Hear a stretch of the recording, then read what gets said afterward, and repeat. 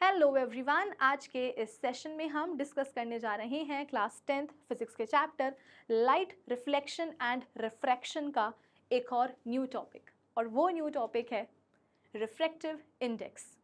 Previous session में हमने बात करी थी रिफ्रैक्शन ऑफ लाइट कॉन्सेप्ट के ऊपर। मैंने आपको समझाया था कि लाइट के रिफ्रैक्शन का क्या मतलब होता है और एग्जैक्टली लाइट क्यों रिफ्रैक्ट करती है, इसका रीज़न भी मैंने आपको बताया था। तो अब ज़रूरत है अपने चैप्टर में थोड़े से और आगे बढ़ने की और एक नए कॉन्सेप्ट को समझने की, और इसीलिए इस सेशन में मैं आज आपको पढ़ाऊंगी रिफ्रैक्टिव इंडेक्स। ना सिर्फ बेटा हम ये कॉन्सेप्ट समझेंगे, बल्कि कॉन्सेप्ट के ऊपर कुछ बेसिक सवालों को, न्यूमेरिकल्स को भी आज हम सॉल्व कर लेंगे। ठीक है, तो बस यही है हमारे आज के इस सेशन का टारगेट। होपफुली आप सभी को समझ में आया होगा। तो अब एक काम करते हैं, अपने इसी टारगेट को अचीव करने के लिए आइए हम करते हैं अपने सेशन की शुरुआत। So this is Vibhuti Khare, welcome to definite success Pathshala, एक ऐसा प्लेटफॉर्म जहां पर आपको प्रोवाइड करवाई जाती है एकदम क्वालिटी एजुकेशन, एक ऐसा प्लेटफॉर्म जहाँ पर एक चीज़ डेफिनेट है और वो है आप सभी की सक्सेस। तो इसी अच्छी बात से हम शुरू करते हैं आज का हमारा ये सेशन, जहाँ पर हम आज बात करेंगे रिफ्रैक्टिव इंडेक्स के ऊपर। ठीक है, चलो आ जाओ बच्चों, कहानी हम शुरू करते हैं आज के हमारे सेशन की। अच्छा हाँ, हो सकता है कि कुछ बच्चों के दिमाग में एक सवाल आ रहा हो कि मैम प्रीवियस लेक्चर में हमने रिफ्रैक्शन ऑफ लाइट समझा था, तो टेक्निकली आज के लेक्चर में हमें लॉज ऑफ रिफ्रैक्शन समझने चाहिए थे, लेकिन वो ना समझ करके हम क्या समझ रहे हैं, रिफ्रैक्टिव इंडेक्स। ऐसा क्यों बेटा? ऐसा इसलिए क्योंकि जब अपन लॉज ऑफ रिफ्रैक्शन पढ़ते हैं ना, तो वहाँ पर हम पढ़ते हैं स्नेल्स लॉ, और स्नेल्स लॉ में यूज़ होता है रिफ्रैक्टिव इंडेक्स का कॉन्सेप्ट। तो यदि हमने पहले रिफ्रैक्टिव इंडेक्स नहीं पढ़ा ना, तो फिर हमें स्नेल्स लॉ बेटा उतने अच्छे से समझ में आएगा नहीं। और मुझे पता है कि कोई भी बच्चा ऐसा नहीं चाहेगा कि मैम आप तो पढ़ा दो, स्नेल्स लॉ समझ में आए ना आए कोई बड़ी बात नहीं है ना भाई। पढ़ते हैं तो इस इंटेंशन से पढ़ते हैं ना कि जो भी पढ़ रहे हैं वो पूरा का पूरा समझ में आ जाए। तो सब बच्चे यही चाहते हैं ना कि भाई मैम जब आप लॉज ऑफ रिफ्रैक्शन पढ़ाओ, जब आप स्नेल्स लॉ पढ़ाओ, तो हमें वो पूरा समझ में आए। तो पूरा आपको बेटा तभी समझ में आएगा जब आप पहले रिफ्रैक्टिव इंडेक्स को पढ़ लोगे। ठीक है, तो इस लेक्चर में अपन बात करते हैं रिफ्रैक्टिव इंडेक्स के ऊपर, और फिर जो अगला लेक्चर होगा उसमें अपन पढ़ लेंगे लॉज ऑफ रिफ्रैक्शन। ठीक है, तसल्ली मिल गई, डाउट जो था मन में वो दूर हो गया। चलो आज के लेक्चर की कहानी हम शुरू करते हैं। अच्छा हाँ, इससे पहले कि हम आज के सेशन की कहानी को शुरू करें बेटा, प्रीवियस लेक्चर की जो कहानी है उसका मैं आपको एक क्विक रिकैप दे देती हूँ, ताकि दोनों ही सेशंस की कहानी को आप आपस में रिलेट कर पाओ। ठीक है, तो देखो प्रीवियस सेशन में हमने बात करी थी लाइट के रिफ्रैक्शन के ऊपर, है ना। लाइट के रिफ्रैक्शन में एग्जैक्टली होता क्या है, देखो मैंने आपको बताया था पिछले लेक्चर में कि जब लाइट एक ही मीडियम में बेटा ट्रैवल करती है, तो लाइट की टेंडेंसी ऐसी होती है कि लाइट बोलती है कि यार अगर मेरा मीडियम सेम है, मतलब अगर मैं सेम एक ही मीडियम में ट्रैवल कर रही हूँ, तो फिर जो मेरी स्पीड है ना वो सेम रहेगी। मतलब ऐसा नहीं होता कि लाइट बोले कि यार मीडियम भले ही एक हो, लेकिन मैं इस एक ही मीडियम में अलग अलग स्पीड के साथ जो है प्रोपोगेट करूँगी, ट्रैवल करूँगी, ऐसा नहीं होता। लाइट की बेटा टेंडेंसी ही कुछ ऐसी होती है कि वो बोलती है कि भाई अगर मीडियम एक ही है, तो इस एक ही मीडियम में मैं सेम स्पीड के साथ ट्रैवल करूँगी, प्रोपोगेट करूँगी। ठीक है, फिर होता क्या है, चलते चलते, मतलब कि जब लाइट सपोज चल रही होती है, ट्रैवल कर रही होती है, तो ट्रैवलिंग के दौरान होता क्या है, लाइट के सामने एक दूसरा मीडियम आ जाता है। मतलब इनिशियली आप ऐसा समझ लो कि इनिशियली लाइट जो है वो मीडियम 1 में ट्रैवल कर रही थी। ठीक है, और चलते चलते हुआ क्या, उसके सामने एक दूसरा मीडियम आ गया, मीडियम नंबर 2 आ गया। तुम्हें क्या लगता है लाइट क्या करेगी? लाइट देख करके कि अरे बाप रे ये तो दूसरा ही मीडियम आ गया, वहाँ से भाग लेगी क्या, रिफ्लेक्ट हो जाएगी क्या, या हार मान लेगी कि भैया अब मैं आगे बढ़ ही नहीं रही हूँ, मैं आगे ट्रैवल कर ही नहीं रही हूँ, क्यों, क्योंकि ये तो दूसरा मीडियम आ गया, मीडियम नंबर 2 आ गया, तो मैं तो जो है ना अपनी जो ट्रैवलिंग है वो मैं यहीं रोक देती हूँ। क्या ऐसा होगा? क्या नहीं, लाइट हार नहीं मानेगी बेटा। लाइट बोलेगी कि यार अगर मैं मीडियम 1 में ट्रैवल कर सकती हूँ, तो ये जो दूसरा मीडियम है, मीडियम नंबर 2, मैं इसमें भी तो ट्रैवल कर सकती हूँ ना, मुझे किसी ने रोका थोड़ी है। तो लाइट बेटा मीडियम 2 के अंदर एक्चुअली घुस जाएगी। मैंने क्या बोला, इनिशियली लाइट जो है वो मीडियम 1 में ट्रैवल कर रही थी, रास्ते में क्या हुआ, अचानक से मीडियम 2 आ गया। मीडियम 2 को देख करके बेटा लाइट हार नहीं मानेगी, बल्कि वो बोलेगी कि कितने भी ऐसे मीडियम क्यों ना आ जाए, मैं हार नहीं मानूंगी, मैं पीछे नहीं हटूंगी, मैं रिफ्लेक्ट नहीं होंगी, मैं तो दूसरे मीडियम में भी आ जाऊंगी और दूसरे मीडियम में भी मैं जो अपनी ट्रैवलिंग है वो मैं कंटिन्यू रखूंगी। इसका मतलब ये है कि लाइट मीडियम 1 से निकल करके कहाँ जाती है बेटा, मीडियम 2 में चली जाती है। अब इसमें कोई बहुत दिक्कत वाली बात नहीं है ना, अगर लाइट एक मीडियम से बेटा दूसरे मीडियम में जा रही है तो इसमें कोई दिक्कत वाली बात नहीं है। लेकिन एक चेंज देखने को यहां पर आपको मिलता है, क्या कि जब लाइट एक मीडियम से दूसरे मीडियम में आती है ना बेटा, यानी कि जब लाइट एक मीडियम से ट्रैवल करते करते दूसरे मीडियम में जब वो ट्रैवल करने लगती है, तो बेटा ट्रैवलिंग के दौरान जब उसका मीडियम चेंज हुआ ना, तो उसकी स्पीड भी चेंज हो जाती है। मैंने क्या बोला, लाइट की एक टेंडेंसी होती है, उसका एक नेचर होता है। लाइट बोलती है कि यार अगर मीडियम एक ही है तो उस एक मीडियम में मैं सेम स्पीड के साथ प्रोपोगेट करूंगी। लेकिन अगर मीडियम चेंज हो गया लाइट का, कि लाइट जो है मीडियम 1 से निकल करके मीडियम 2 में चली गई, तो फिर क्या होगा बेटा, उसकी स्पीड भी बदल जाएगी। मान लो कि मीडियम 1 में लाइट की स्पीड x थी, मान लो ना, अरे मानने में क्या जाता है कि मीडियम 1 में लाइट की स्पीड थी x, और जहां वो गई कहां, मीडियम 2 में, उसकी स्पीड हो गई y। मतलब कि बेटा स्पीड तो चेंज होगी ही होगी, चाहे जो हो जाए। अब देखो चेंज कैसा भी हो सकता है, पॉजिटिव भी हो सकता है, नेगेटिव भी हो सकता है। जैसे कि एग्जांपल देती हूँ मैं तुमको कि रोज़ सुबह तुम 8 बजे सो करके उठते हो, ठीक है, डेली तुम्हारा ये रूटीन है कि तुम सुबह 8 बजे सो करके उठते हो, और फिर एक दिन तुमने अपनी मम्मा से बोला कि मम्मा मैं जो है ना फॉर अ चेंज कल किसी दूसरे टाइम पर सो करके उठूँगा।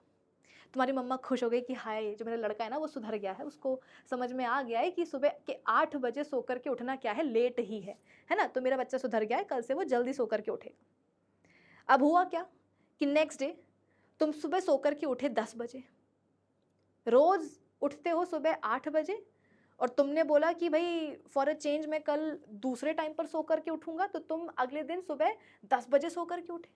मम्मी ने बोला कि ये क्या है भैया, तो तुमने बोला कि देखो मम्मी ऐसा है, मैंने ये नहीं कहा था कि मैं जल्दी सो करके उठूंगा, मैंने कहा था कि फॉर अ चेंज मैं किसी दूसरे टाइम पर सो करके उठूंगा। तो 10 बजे भी तो दूसरा ही टाइम हुआ ना।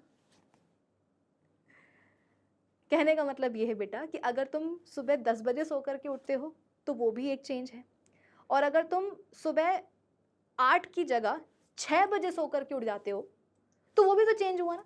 मतलब चेंज पॉजिटिव भी हो सकता है, नेगेटिव भी हो सकता है, मेरी कहने का मतलब ये था।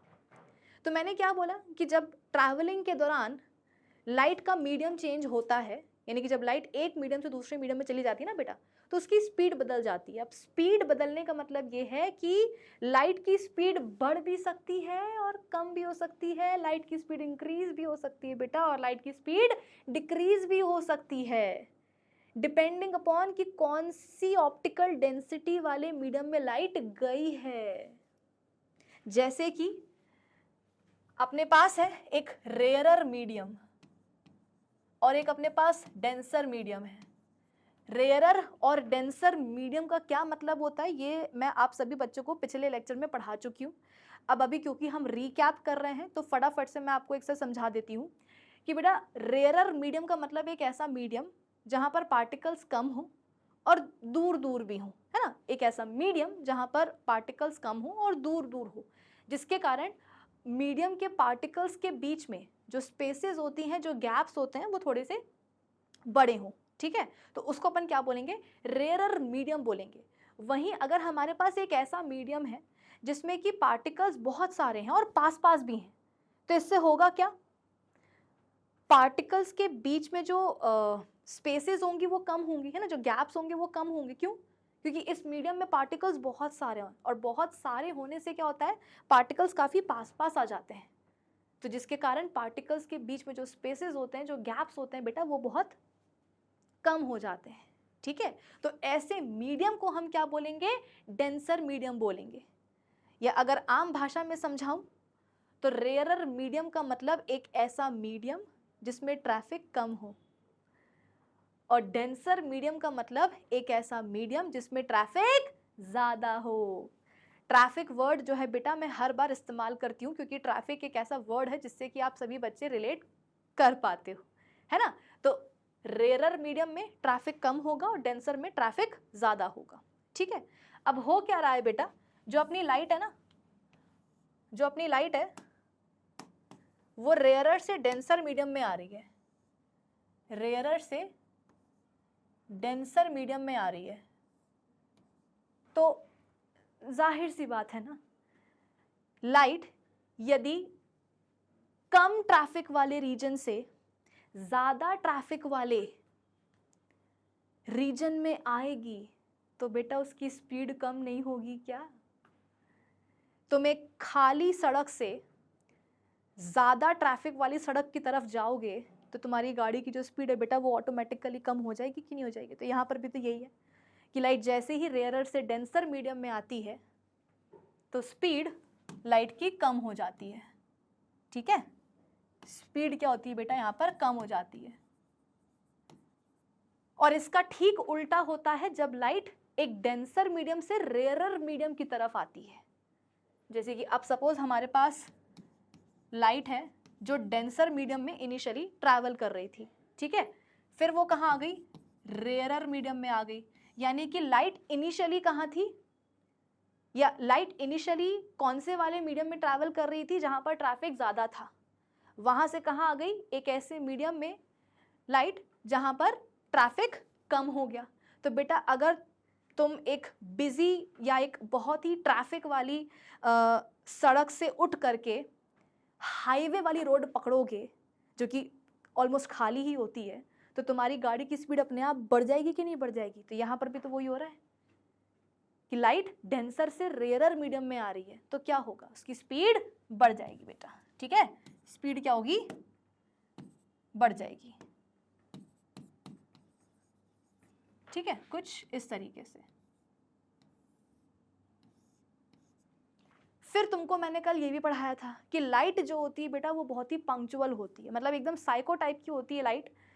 लाइट के अपने ही अलग उसूल होते हैं। ठीक है, लाइट बोलती है कि यार देखो मैं बहुत ही पंक्चुअल टाइप की हूँ, मैं अपने डेस्टिनेशन पर एग्जैक्ट टाइम पर पहुँचती हूँ। एग्जैक्ट टाइम का मतलब ये है ना समय के पहले ना समय के बाद, कि अगर लाइट को अपनी डेस्टिनेशन पर शाम के 6 बजे पहुँचना है तो बेटा वो 6 बजे ही पहुँचेगी, 5:59 पर नहीं पहुँचेगी या 6:01 पर भी वो नहीं पहुँचेगी, एग्जैक्ट 6 बजे ही पहुँचेगी। इतनी पंक्चुअल होती है लाइट। ठीक है, अब देखो पहले वाले केस में क्या हुआ, जब लाइट रेयरर से डेंसर मीडियम में आती है तो डेंसर मीडियम में आने से होता क्या है बेटा कि उसकी स्पीड कम हो जाती है। तो अगर स्पीड कम हो जाएगी तो लाइट को टेंशन हो जाएगी। अरे लाइट टेंशन में आ जाएगी ना कि अरे यार मैं तो एक ऐसे मीडियम में आ गई हूँ जहाँ पर आकर के मेरी स्पीड क्या हुई है, मेरी स्पीड जो है वो तो कम हो गई है। और स्पीड कम होने से क्या होगा, लाइट अपने डेस्टिनेशन पर बेटा अपने डेस्टिनेशन पर समय से नहीं पहुँच पाएगी। भाई जैसे कि तुम्हारा स्कूल सुबह लगता है 8 बजे है और तुम निकले हो और ट्रैफिक बहुत ज़्यादा है सड़क पर, तो जाहिर सी बात है तुम्हारी जो गाड़ी की स्पीड होगी बेटा वो कम हो जाएगी और तुमको फिर टेंशन होने लगेगी कि यार 8 बजे तो स्कूल के गेट बंद हो जाते हैं, टाइम पर नहीं पहुँचे तो क्या होगा? स्कूल के गेट बंद हो जाएंगे, अंदर जा नहीं पाएंगे, अटेंडेंस नहीं मिलेगी और फिर अगले दिन क्या होगा, टीचर डांटेगी, है ना। तो यहाँ पर भी क्या हुआ है बेटा, लाइट को टेंशन हो गई कि यार स्पीड तो मेरी कम हो गई, मैं एक ऐसे मीडियम में आ गई हूँ जहाँ पर मेरी स्पीड कम हो गई है, तो मैं अपनी डेस्टिनेशन पर टाइम पर नहीं पहुँच पाऊँगी, देर हो रही है लाइट को।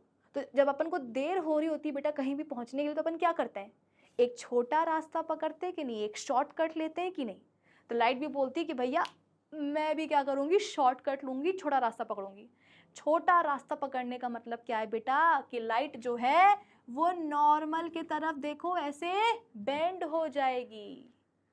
लाइट आ कैसे रही थी, देखो लाइट आ रही थी कुछ इस तरीके से, ठीक है, और उसको जाना कहाँ था, जाना था ऐसे, लाइट आ रही थी ऐसे और उसको जाना कहाँ था, ऐसे जाना था। लेकिन हुआ क्या, रास्ते में उसका मीडियम चेंज हो गया, जिसके कारण उसकी स्पीड बदल गई। कैसी बदली, स्पीड कम हो गई, तो जिसके चलते उसको अपने ओरिजिनल पाथ से डेविएट होना पड़ा। बेटा लाइट को ना लिटरली कोई शौक नहीं होता अपने ओरिजिनल पाथ से खिसकने का, डेविएट होने का या बेंड होने का, उसकी मजबूरी हो जाती है। उसके उसूल सामने आ जाते हैं कि यार डेस्टिनेशन पर टाइम पर पहुंचना है, भले ही स्पीड कम क्यों ना हो जाए, लेकिन डेस्टिनेशन पर टाइम पर पहुंचना है। उसके चलते वो अपने ओरिजिनल पाथ से डेविएट हो जाती है, बेंड हो जाती है towards the normal. Towards the normal क्यों लाइट की बेंडिंग होती है, क्योंकि नॉर्मल के तरफ आकर के लाइट को छोटा रास्ता मिलता है, शॉर्टकट मिलता है, जिसको कि पकड़ करके वो अपने डेस्टिनेशन पर स्पीड कम होने के बावजूद टाइम पर पहुंच सकती है। ठीक है, तो ये क्या हुआ बेटा, लाइट की बेंडिंग हो गई फ्रॉम इट्स ओरिजिनल पाथ। और बेंडिंग कैसे हुई, टुवर्ड्स दी नॉर्मल।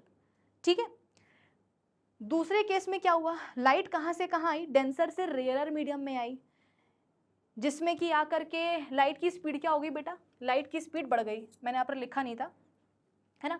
जब लाइट डेंसर से रेयरर मीडियम में आएगी बेटा, तो यहाँ पर आकर के लाइट की स्पीड बढ़ जाएगी। अब लाइट की स्पीड बढ़ी है तो लाइट को फिर टेंशन हो गई। हमने बोला कि लाइट अब तुम्हें किस चीज़ की टेंशन है, तो लाइट बोलती है कि यार मैं बहुत ही ज़्यादा पंक्चुअल हूँ, रेयरर मीडियम में आकर के मेरी स्पीड बढ़ चुकी है, इसका मतलब ये कि मैं अपने डेस्टिनेशन पर समय से पहले पहुँच जाऊँगी। अगर तुम्हारे स्कूल के गेट 8 बजे बंद होते हैं और अगर तुम 7:45 तक पहुंच जाओ, तो इसमें तुम्हारा कोई नुकसान तो नहीं होगा ना, मतलब अगर तुम 15 मिनट पहले पहुंच जाओगे तो तुम्हारा कोई नुकसान नहीं होगा।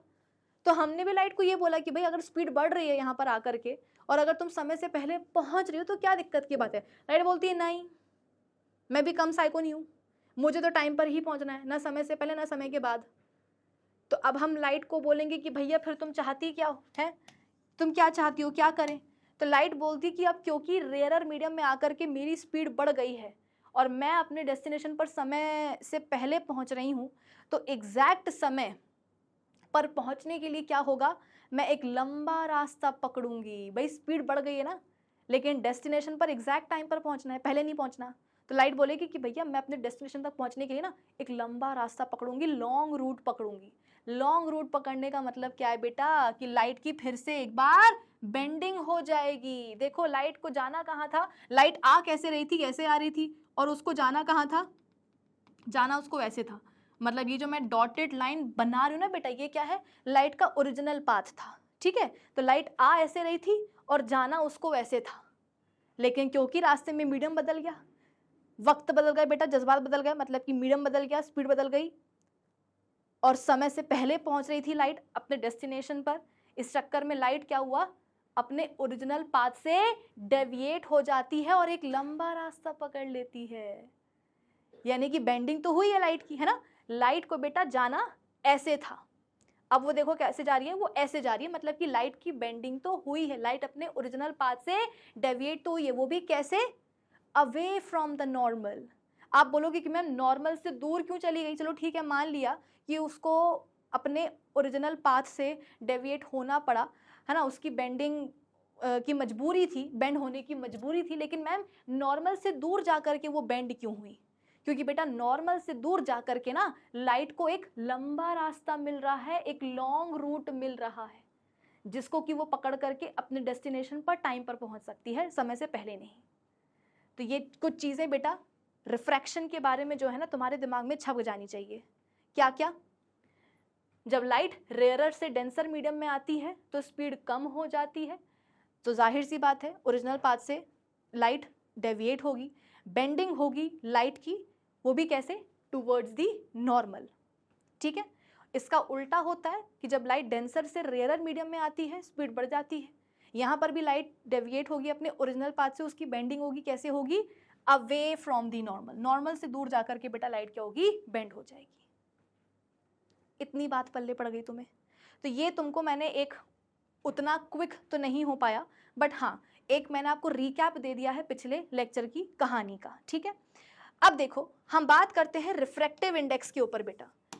रिफ्रैक्टिव इंडेक्स का देखो मतलब क्या होता है, हम ना दो मीडियम लेते हैं, हम दो मीडियम लेते हैं, ऑब्वियसली अलग अलग हम दो मीडियम लेते हैं, और दोनों ही मीडियम में हम लाइट को ट्रैवल करवाते हैं। जैसे कि सपोज मेरे पास है एक मीडियम ए और दूसरा मीडियम है बी, दोनों अलग अलग मीडियम होंगे बेटा, है ना, तभी मैं बोल रही हूँ कि हम क्या ले रहे हैं, दो अलग अलग, दो डिफरेंट मीडियम ले रहे हैं।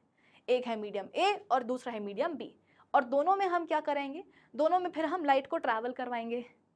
तो ये बात तो बेटा अपन को पिछले लेक्चर से ही पता चल गई थी, समझ में आ गई थी कि लाइट जो होती है वो डिफरेंट मीडियम में डिफरेंट स्पीड के साथ ट्रैवल करती है। अरे ये पूरा रिकैप मैंने आपको क्यों दिया बेटा, सिर्फ इसी एक पॉइंट को आपको याद दिलाने के लिए और याद करवाने के लिए कि लाइट का जब भी मीडियम चेंज होता है तो उसकी स्पीड चेंज होती है। ऐसा कभी भी नहीं होगा बेटा कि प्रोपगेशन के दौरान लाइट का मीडियम चेंज हो रहा हो लेकिन उसकी स्पीड वैसी की वैसी हो, ऐसा नहीं होगा। तो कहने का मतलब ये है कि ये बात तुम्हारे दिमाग में पक्की हो जानी चाहिए कि जब लाइट अलग अलग मीडियम में ट्रैवल करती है तो उसकी स्पीड भी क्या हो जाती है बेटा, अलग अलग हो जाती है, डिफरेंट हो जाती है। जैसे कि मान लो कि यहाँ पर हम ले रहे हैं दो मीडियम ए एंड बी, दोनों अलग अलग मीडियम है और दोनों में हम क्या कर रहे हैं, लाइट को ट्रैवल करवा रहे हैं। तो हो सकता है कि मीडियम ए में लाइट की स्पीड क्या रहे, एक्स रहे। अरे मान लो ना, मानने में क्या जाता है कि मीडियम ए में लाइट की स्पीड हमने देखी कि कितने स्पीड के साथ ये ट्रैवल कर रही है यहाँ पर, तो हमने देखा कि एक्स स्पीड के साथ ये ट्रैवल कर रही है। हमने कहा बहुत बढ़िया। अब उसी लाइट को हम क्या करते हैं, दूसरे मीडियम में ट्रैवल करवाते हैं और फिर देखते हैं कि इस मीडियम में लाइट किस स्पीड के साथ ट्रैवल कर रही है। जब पता लगाया तो पता चला कि इस मीडियम में लाइट वाई स्पीड के साथ ट्रैवल कर रही है। तो हमने दो मीडियम लिए थे, ऑब्वियसली अलग अलग लिए थे, और दोनों ही मीडियम में हमने लाइट को ट्रैवल करवाया और पता चला कि भैया दोनों ही मीडियम में लाइट क्या कर रही है, अलग अलग स्पीड के साथ ट्रैवल कर रही है। अब हम क्या करेंगे बेटा, कुछ नहीं, इन दोनों ही स्पीड्स को हम आपस में कंपेयर करेंगे। लाइट की इन दोनों ही स्पीड्स को हम आपस में कंपेयर करेंगे। कंपैरिजन से ये पता चलेगा कि कौन से मीडियम में लाइट की स्पीड ज़्यादा थी, कौन से मीडियम में लाइट की स्पीड कम थी। और जब हम ये कंपैरिजन करते हैं बेटा तो पता है हम एक्चुअली करते क्या है, हम निकालते हैं रिफ्रैक्टिव इंडेक्स। सवाल तो यही था ना कि मैम रिफ्रैक्टिव इंडेक्स होता क्या। और बच्चों ये मेरा एक्सपीरियंस है कि स्टार्टिंग में जब ये चैप्टर पहली बार हम पढ़ना शुरू करते हैं, जब इसके टॉपिक्स हम पहली बार पढ़ते हैं, तो समहाउ बच्चों को रिफ्रैक्टिव इंडेक्स से ना बहुत डर लगता है कि मैम पहली बात तो कॉन्सेप्ट समझ में ही नहीं आता है, और फिर जब इसकी सवाल बनते हैं, मतलब जब सवाल आते हैं तो वो तो और नहीं बनते हैं। तो मैं हमेशा उन बच्चों से एक ही बात बोलती हूँ कि बेटा एक बार मेरा लेक्चर लगा लो तो तुम जिंदगी में कभी नहीं भूलोगे कि रिफ्रैक्टिव इंडेक्स का मतलब क्या होता है। एकदम बेसिक से मैं आपको समझाने की कोशिश कर रही हूँ कि हमने दो अलग अलग मीडियम लिए ए एंड बी, और उन दोनों में हम क्या करते हैं, लाइट को ट्रैवल करवाते हैं। हमको पता है कि अलग अलग मीडियम में लाइट अलग अलग स्पीड के साथ ही ट्रैवल करती है, ये उसकी टेंडेंसी है, उसका नेचर है, उसकी प्रॉपर्टी समझ सकते हो आप, ठीक है। तो जब हमने देखा कि भाई मीडियम ए में लाइट ट्रैवल कर रही थी तो उसकी स्पीड कितनी थी, हमने बोला कि भाई एक्स थी, हमने कहा ओके। फिर सेम लाइट को हमने क्या करा, मीडियम बी में ट्रैवल करवाया, और मीडियम बी में ट्रैवल करते करते हमने उसकी स्पीड नापने की कोशिश करी। कितनी स्पीड सामने आई, वाई, यानी कि मीडियम बी में ट्रैवलिंग के दौरान लाइट की स्पीड कितनी थी, वाई थी। तो दो अलग अलग मीडियम और दोनों में लाइट की स्पीड देखो कैसी है, अलग अलग है। अब हम क्या करेंगे बेटा, लाइट की इन दोनों ही स्पीड को आपस में कंपेयर करेंगे। और जब भी बेटा अपन कंपेयर करते हैं तो फिजिक्स में, मैथ्स में बेसिकली हम करते क्या हैं, रेशियो निकालते हैं। ये बात मैंने आपको पहले भी बताई हुई है इसी चैप्टर में। हाँ, जब अपन मैग्निफिकेशन पढ़ रहे थे तो मैंने आपको बताया था कि अपन इमेज की हाइट और ऑब्जेक्ट की हाइट को कंपेयर करते हैं। और जब भी मैथ्स और फिजिक्स में कंपैरिजन की बात आती है बेटा तो हमेशा हमारे सामने क्या निकल करके आता है, रेशियो निकल करके आता है। तो यहां पर भी हम क्या कर रहे हैं, रिफ्रैक्टिव इंडेक्स में, रिफ्रैक्टिव इंडेक्स के कॉन्सेप्ट में बेटा हम दो अलग अलग मीडिया में जो लाइट की जो अलग अलग स्पीड रही हैं उन स्पीड को हम आपस में कंपेयर कर रहे हैं, मतलब कि रेशियो निकाल रहे हैं क्यों निकाल रहे हैं? सिर्फ ये पता करने के लिए कि भैया कौन से मीडियम में लाइट की स्पीड ज्यादा थी, कौन से मीडियम में लाइट की स्पीड कम थी, बस ये पता करने के लिए। इतना बेसिक आपको समझ में आया? चलो अब देखो, वैसा है बेटा कि रिफ्रैक्टिव इंडेक्स के भी ना दो टाइप्स होते हैं। एक होता है एब्सोल्यूट रिफ्रैक्टिव इंडेक्स, एक होता है एब्सोल्यूट रिफ्रैक्टिव इंडेक्स, और एक होता है रिलेटिव रिफ्रैक्टिव इंडेक्स। अच्छा हाँ, रिफ्रैक्टिव इंडेक्स को बेटा हम डिनोट करते हैं स्मॉल एन से, ठीक है, इसको अपन डिनोट करते हैं स्मॉल एन से। म्यू से भी कर सकते हो, म्यू से भी कर सकते हो, बट मुझे स्मॉल एन से डिनोट करना ज़्यादा पसंद है रिफ्रैक्टिव इंडेक्स को। तो और मेरे हिसाब से आपकी एनसीईआरटी बुक भी एन से ही रिफ्रैक्टिव इंडेक्स को जो है डिनोट करती है, ठीक है। तो डिनोट करने का तरीका क्या है, इसको स्मॉल एन या फिर आप बोल सकते हो कि म्यू, ठीक है, दोनों ही चीज़ें सेम है, मतलब दोनों ही चीज़ें हो सकती हैं इस्तेमाल इसे डिनोट करने के लिए, ठीक है। तो अगर आप मान लो कोई ऐसी किताब खोल करके बैठे हो जहाँ पर रिफ्रैक्टिव इंडेक्स को म्यू से डिनोट किया जा रहा है, तो आप ये मत बोलना कि मैम ये क्या हो गया, आपने गलत पढ़ा दिया। गलत नहीं पढ़ाया बेटा, दोनों ही तरीकों से हम डिनोट कर सकते हैं रिफ्रैक्टिव इंडेक्स को, ठीक है। मैंने आपको क्या बताया कि एक इसके दो टाइप्स होते हैं, एक होता है एब्सोल्यूट रिफ्रैक्टिव इंडेक्स और एक होता है रिलेटिव रिफ्रैक्टिव इंडेक्स। सबसे पहले मैं आपको पढ़ाऊंगी एब्सोल्यूट रिफ्रैक्टिव इंडेक्स। देखो, एब्सोल्यूट रिफ्रैक्टिव इंडेक्स का मतलब ये होता है बेटा कि हम किसी मीडियम में लाइट की स्पीड को कंपेयर कर रहे हैं लाइट की स्पीड की एक एब्सोल्यूट वैल्यू के साथ। रिफ्रैक्टिव इंडेक्स का कॉन्सेप्ट बेसिक तुम्हें समझ में आया था ना, कि हम क्या करते हैं रिफ्रैक्टिव इंडेक्स में। अगर मैं तुमसे पूछ लूं बेटा, तो तुम्हें ये एकदम से तुम्हारे मुंह से निकलना चाहिए कि मैम रिफ्रैक्टिव इंडेक्स में ना हम दो अलग अलग मीडियम लेते हैं और उन दोनों ही अलग अलग मीडियम में लाइट को ट्रैवल करवाते हैं, तो नतीजा ये निकलता है कि दोनों ही मीडियम में लाइट अलग अलग स्पीड के साथ ट्रैवल करती है। फिर हम क्या करते हैं, लाइट की उन दोनों अलग अलग स्पीड को आपस में कंपेयर कराते हैं, रेशो निकालते हैं, यह पता करने के लिए कि कौन सी मीडियम में लाइट तेजी के साथ ट्रैवल कर रही थी और कौन सी मीडियम में लाइट स्लो ट्रैवल कर रही थी। इसी को हम बोलते हैं क्या, रिफ्रैक्टिव इंडेक्स निकालना। एग्जैक्टली यही होता है बेटा रिफ्रैक्टिव इंडेक्स के कॉन्सेप्ट में। अब मैं आपको इसका एक टाइप पढ़ा रही हूं, कौन सा, एब्सोल्यूट रिफ्रैक्टिव इंडेक्स। तो एब्सोल्यूट रिफ्रैक्टिव इंडेक्स में हम क्या करेंगे, किसी मीडियम में लाइट की स्पीड को हम कंपेयर करेंगे, किसके साथ, लाइट की ही स्पीड के साथ। बेटा जो हम यहाँ पर कंपैरिजन कर रहे हैं ना, किसके बीच में कंपैरिजन कर रहे हैं, किसका रेशियो निकाल रहे हैं, अरे लाइट की ही स्पीड का ना। बस हम क्या करते हैं, मीडियम अलग अलग लेते हैं, क्योंकि हमको पता है कि अलग अलग मीडियम में लाइट अलग अलग स्पीड के साथ ट्रैवल करेगी। तो हम लाइट की ही स्पीड को बेटा आपस में क्या करते हैं, कंपेयर करते हैं, रेशियो निकालते हैं। तो एब्सोल्यूट रिफ्रैक्टिव इंडेक्स में क्या होता है कि हम किसी मीडियम में लाइट की स्पीड को कंपेयर करते हैं लाइट की स्पीड की एक एब्सोल्यूट वैल्यू के साथ। अब आप बोलोगे कि मैम ये लाइट की स्पीड की एब्सोल्यूट वैल्यू का क्या मतलब होता है। एब्सोल्यूट वैल्यू का मतलब यहां पर आप ये समझ सकते हो कि हम लाइट की मैक्सिमम स्पीड लेते हैं। अगर मैं तुमको एक ऐसे ग्राउंड पर छोड़ दूं, एक ऐसी सड़क पर तुमको मैं छोड़ दूं जहां पर बेटा बिल्कुल भी ट्रैफिक ना हो, मतलब गाड़ियां ना हो, पेड़ पौधे ना हो, गड्ढे ना हो, स्पीड ब्रेकर ना हो, कोई कुत्ता बिल्ली कोई गाय भी ना बैठी हुई हो, एकदम खाली सड़क हो वो, एकदम खाली ग्राउंड हो वो, और ऐसी जगह पर अगर तुमको मैं छोड़ दूं गाड़ी चलाने के लिए, तो क्या होगा, तुम तो बेटा गाड़ी भगाओगे, मैक्सिमम स्पीड के साथ क्या करोगे, धूम मचाले करते हुए गाड़ी निकालोगे, है कि नहीं। करना नहीं चाहिए, है ना। मैं बिल्कुल भी हाई स्पीड पर गाड़ी चलाने को सपोर्ट नहीं करती हूँ, है ना। स्पीडिंग कभी भी बेटा अच्छी नहीं होती है, चाहे कितनी भी सड़क खाली क्यों ना हो, गाड़ी की स्पीड, चाहे तुम कोई सी भी गाड़ी क्यों ना चलाओ, गाड़ी की स्पीड हमेशा उतनी होनी चाहिए कि अचानक से अगर तुम्हें ब्रेक लगाना पड़े तो तुम्हारी गाड़ी तुम्हारे कंट्रोल में हो, ठीक है। तो मैं कभी भी स्पीडिंग को प्रमोट नहीं करती हूँ, बस एक समझाने वाली यहाँ पर बेटा बात मैं तुमको बता रही हूँ कि मान लो कि एक ऐसी सड़क है, एक ऐसा ग्राउंड है जहाँ पर बिल्कुल भी ट्रैफिक नहीं है, कुछ भी नहीं है, कुछ भी नहीं है, बस सिंपल प्लेन रोड है। तो वहां पर क्या होगा, तुम्हारी गाड़ी की बेटा मैक्सिमम स्पीड देखने को मिलेगी, है कि नहीं। सिमिलरली एक ऐसा रीजन जो बिल्कुल खाली हो, खाली इन द सेंस कि वहां पर किसी भी तरह के कोई भी पार्टिकल्स ना हो, ना गैस के मॉलिक्यूल्स हो, ना डस्ट पार्टिकल्स हो, वाटर वेपर्स, ड्रॉपलेट्स, मतलब कुछ भी नहीं हो।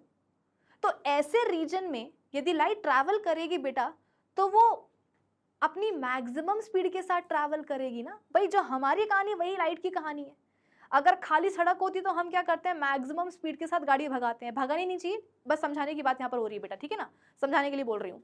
तो अगर खाली सड़क होगी तो मैक्सिमम स्पीड के साथ क्या करेंगे, गाड़ी भगाएंगे। सिमिलरली एक ऐसा रीजन जो बिल्कुल खाली होगा, एब्सोल्युटली एम्प्टी रीजन होगा, वो स्पेस होगी, और अगर वहां पर लाइट आ जाएगी बेटा, तो जाहिर सी बात है वो अपनी मैक्सिमम स्पीड के साथ ट्रैवल करेगी, है कि नहीं। तो आप क्या मुझे बता सकते हो कि ये जो एब्सोल्यूट एम्प्टी स्पेस या रीजन मैं जो आपके सामने बोल रही हूं, ये क्या कहलाता है, जहां पर लाइट अपनी मैक्सिमम स्पीड के साथ ट्रैवल करेगी। एक ऐसा एब्सोल्युटली एम्प्टी स्पेस या रीजन क्या कहलाता है? इस तरह का एब्सोल्युटली एम्प्टी रीजन या स्पेस कहलाता है बेटा वैक्यूम। याद करो, पिछले लेक्चर्स में मैंने कहीं ना कहीं किसी लेक्चर में ये चीज तुमको बताई है कि एक ऐसा रीजन, एक ऐसी स्पेस जहां पर कुछ भी नहीं हो, लिटरली वो एकदम खाली जगह हो, कोई पार्टिकल्स नहीं, कोई मॉलिक्यूल्स नहीं, नथिंग, तो उस एब्सोल्युटली एम्प्टी स्पेस को या रीजन को हम क्या बोलते हैं, वैक्यूम बोलते हैं। और उस वैक्यूम में जब लाइट ट्रैवल करेगी बेटा, तो वो अपनी मैक्सिमम स्पीड में ट्रैवल करेगी, और इसीलिए वैक्यूम में लाइट की जो हमें स्पीड देखने को मिलती है वो उसकी मैक्सिमम स्पीड होती है। और लाइट की मैक्सिमम स्पीड कितनी होती है बेटा? लाइट की मैक्सिमम स्पीड होती है 3 × 10⁸ मीटर पर सेकेंड। ये होती है लाइट की मैक्सिमम स्पीड। इससे ज्यादा तेज लाइट नहीं ट्रैवल कर पाती है, ठीक है। तो लाइट की मैक्सिमम स्पीड कितनी होती है बेटा? ये मैक्सिमम स्पीड है, मैं लिख भी देती हूँ यहाँ पर, कितनी होती है? 3 × 10⁸ मीटर पर सेकेंड। ये मैक्सिमम होती है लाइट की स्पीड, इससे ज़्यादा तेज़ वो ना हो पाएगा, उसके बस की नहीं है, ठीक है। और अगर मैं आपसे पूछूं कि ज़रा बताओ कि लाइट की मैक्सिमम स्पीड हमें कहाँ देखने को मिलती है, तो आपको बोलना चाहिए कि मैम वैक्यूम में, क्योंकि वैक्यूम एक एब्सोल्युटली एम्प्टी स्पेस है। तो वहाँ पर अगर लाइट ट्रैवल करेगी तो जाहिर सी बात है वो अपनी मैक्सिमम स्पीड के साथ ट्रैवल करेगी। और कहीं ना कहीं लाइट की इसी मैक्सिमम स्पीड को बेटा हम क्या बोल देते हैं? लाइट की स्पीड की एब्सोल्यूट वैल्यू, है ना। लाइट की जो मैक्सिमम स्पीड है ना, इसको अपन क्या बोल देते हैं? लाइट की स्पीड की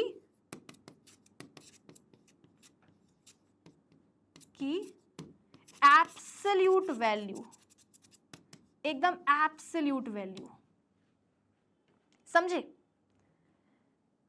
अब वैक्यूम से उतर करके बेटा हम कहां आते हैं? वैक्यूम से उतर करके आते हैं हम एयर में। बचपन से अपन पढ़ते आ रहे हैं ना, 9वीं कक्षा से, या मेरे ख्याल से और भी पहले से अपन पढ़ते आ रहे हैं कि what is air. Air homogeneous mixture होता है ना डिफरेंट गैसेस का, यानी कि हमारी सराउंडिंग एयर में डिफरेंट गैस मॉलिक्यूल्स पाए जाते हैं, डस्ट पार्टिकल्स होते हैं, वाटर वेपर्स होते हैं, ड्रॉपलेट्स होते हैं, ब्ला ब्ला, बहुत सारी चीजें होती हैं हमारी सराउंडिंग एयर में। तो जब सराउंडिंग एयर में बेटा लाइट ट्रैवल करती है ना, तो जाहिर सी बात है उसकी जो स्पीड है ना वो थोड़ी सी कम हो जाती है। भाई देखो, मैक्सिमम स्पीड आपको लाइट की वैक्यूम में ही देखने को मिलेगी, क्योंकि वो एकदम खाली जगह है। तो वहाँ पर तो लाइट बिंदास क्या करेगी, उड़ेगी, मतलब तेज़ी के साथ ट्रैवल करेगी। लेकिन फिर जब हम वैक्यूम के अलावा किसी दूसरे रीजन की बात करेंगे बेटा, या हम वैक्यूम के अलावा किसी हम दूसरे मीडियम की बात करेंगे, तो उस दूसरे मीडियम में बेटा लाइट की स्पीड तो इससे कम ही होगी, क्योंकि हम बार बार ये चीज़ बोल रहे हैं कि मैक्सिमम स्पीड कहाँ होती है लाइट की?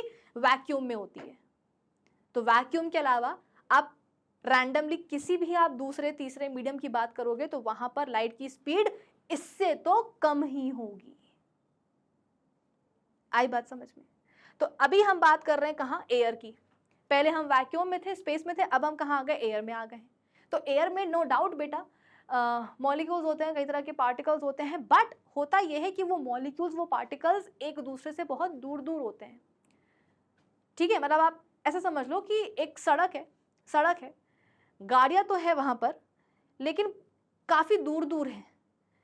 तो एक ऐसी रोड जहाँ पर ट्रैफिक तो है, गाड़ियाँ तो हैं, बट वो बहुत दूर दूर खड़ी हुई हैं, तो उस रोड पर भी क्या हो सकता है, तुम गाड़ी भगा सकते हो।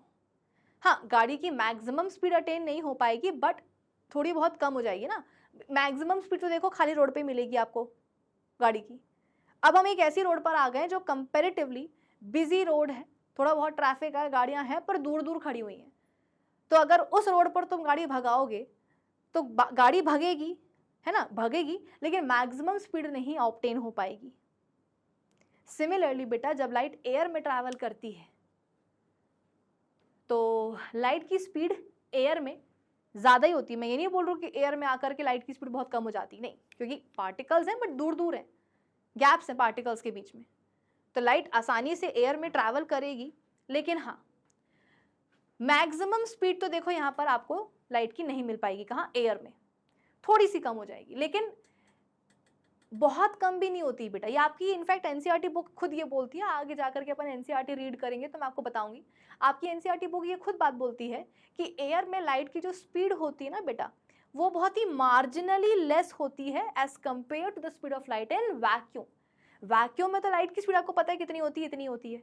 और जब अपन एयर की बात करते हैं कि लाइट अब एयर में ट्रैवल कर रही है, तो एयर आप बोल सकते हो कि एज कंपेयर टू वैक्यूम एक डेंसर ही मीडियम है ना, मतलब वैक्यूम के कंपैरिजन में तो एयर डेंसर ही मीडियम है। तो यहाँ पर आकर के लाइट की स्पीड कम तो हो जाएगी बेटा, लेकिन बहुत ज़्यादा कम नहीं होती है, बहुत थोड़ी सी कम होती है, बहुत ही मार्जिनल डिफरेंस होता है। तो फिर कैलकुलेशन पॉइंट ऑफ व्यू से अपन क्या बोलते हैं कि चलो ठीक है यार, एयर में भी लाइट की स्पीड कितनी है, इतनी ही है। लेकिन ये अंदर की बात तुमको पता होनी चाहिए कि एयर में लाइट की स्पीड इसकी स्पीड से, मैक्सिमम स्पीड से कम हो जाती है, लेकिन बहुत मार्जिनली कम होती है, बहुत मार्जिनल डिफरेंस होता है। तो इसीलिए कैलकुलेशन पॉइंट ऑफ व्यू से अपन क्या बोलते हैं कि चलो ठीक है, एयर में भी लाइट की स्पीड कितनी है, इतनी ही। वैक्यूम में तो इतनी होती है, और एयर में भी अपन मान लेते हैं कि चलो ठीक है, लाइट की स्पीड कितनी होती है, इतनी होती है। तो इसीलिए कभी कभी हम न्यूमेरिकल्स को या क्वेश्चंस को सॉल्व करते दौरान बोल देते हैं कि हाँ, लाइट की मैक्सिमम स्पीड कहाँ मिलेगी, एयर में मिलेगी या वैक्यूम में मिलेंगी। तो वैक्यूम में मिल रही तो बात सही है, लेकिन एयर में, अब वो अंदर की बात है, आपको पता होना चाहिए कि हाँ, मार्जिनल डिफरेंस होता है, बट ठीक है, ठीक है। तो कभी कभी सवालों में आपको ऐसी लैंग्वेज मिलेगी कि हाँ, लाइट की मैक्सिमम स्पीड कहाँ है, एयर में है ना। एयर मतलब वैक्यूम, एयर एक ही अपन चीज़ उसको मान लेते हैं, ठीक है। कितनी होती है बेटा वो स्पीड, 3 × 10⁻8 मीटर पर सेकेंड। तो अब अभी के लिए यदि आप एयर और वैक्यूम को हटा दोगे, एयर और वैक्यूम को हटा दोगे बेटा, तो अब एयर और वैक्यूम के अलावा लाइट रैंडमली किसी भी दूसरे मीडियम में क्यों ना चली जाए, वहां पर उसकी स्पीड इससे तो कम ही मिलेगी। यदि पानी में चली जाए, ग्लास में चली जाए, डायमंड में चली जाए, ऑयल में चली जाए, कहीं भी चली जाए बेटा, रैंडमली किसी भी मीडियम में चली जाए अदर देन वैक्यूम और एयर, तो वहां पर लाइट की स्पीड कम ही होगी, इस स्पीड से तो कम ही होगी, है ना। तो लाइट की स्पीड की एब्सोल्यूट वैल्यू का मतलब समझ में आया कि हम यहाँ पर लाइट की मैक्सिमम स्पीड की बात कर रहे हैं, जो हमें वैक्यूम या एयर में देखने को मिलती है, ठीक है। तो एब्सोल्यूट रिफ्रैक्टिव इंडेक्स का मतलब क्या होता है बेटा, एब्सोल्यूट रिफ्रैक्टिव इंडेक्स का मतलब ये होता है कि हम किसी एक मीडियम में लाइट की जो स्पीड है उसको हम कंपेयर कर रहे हैं लाइट की स्पीड की एब्सोल्यूट वैल्यू के साथ। मतलब कि हम एक मीडियम में लाइट की स्पीड को कंपेयर कर रहे हैं लाइट की मैक्सिमम स्पीड के साथ। क्या होती है लाइट की मैक्सिमम स्पीड बेटा, इतनी होती है। और कहाँ मिलेगी, वैक्यूम में, या आप एयर भी बोल सकते हो, ठीक है। कहाँ मिलेगी, वैक्यूम या फिर एयर, एक ही मान लेते हैं इसको, ठीक है। तो एब्सोल्यूट रिफ्रैक्टिव इंडेक्स का बेसिक तुम्हें मतलब समझ में आया कि हाँ, हमारे पास सपोज एक मीडियम है, कौन सा मीडियम है, चलो हमारे पास है मीडियम ए, हमारे पास है मीडियम ए।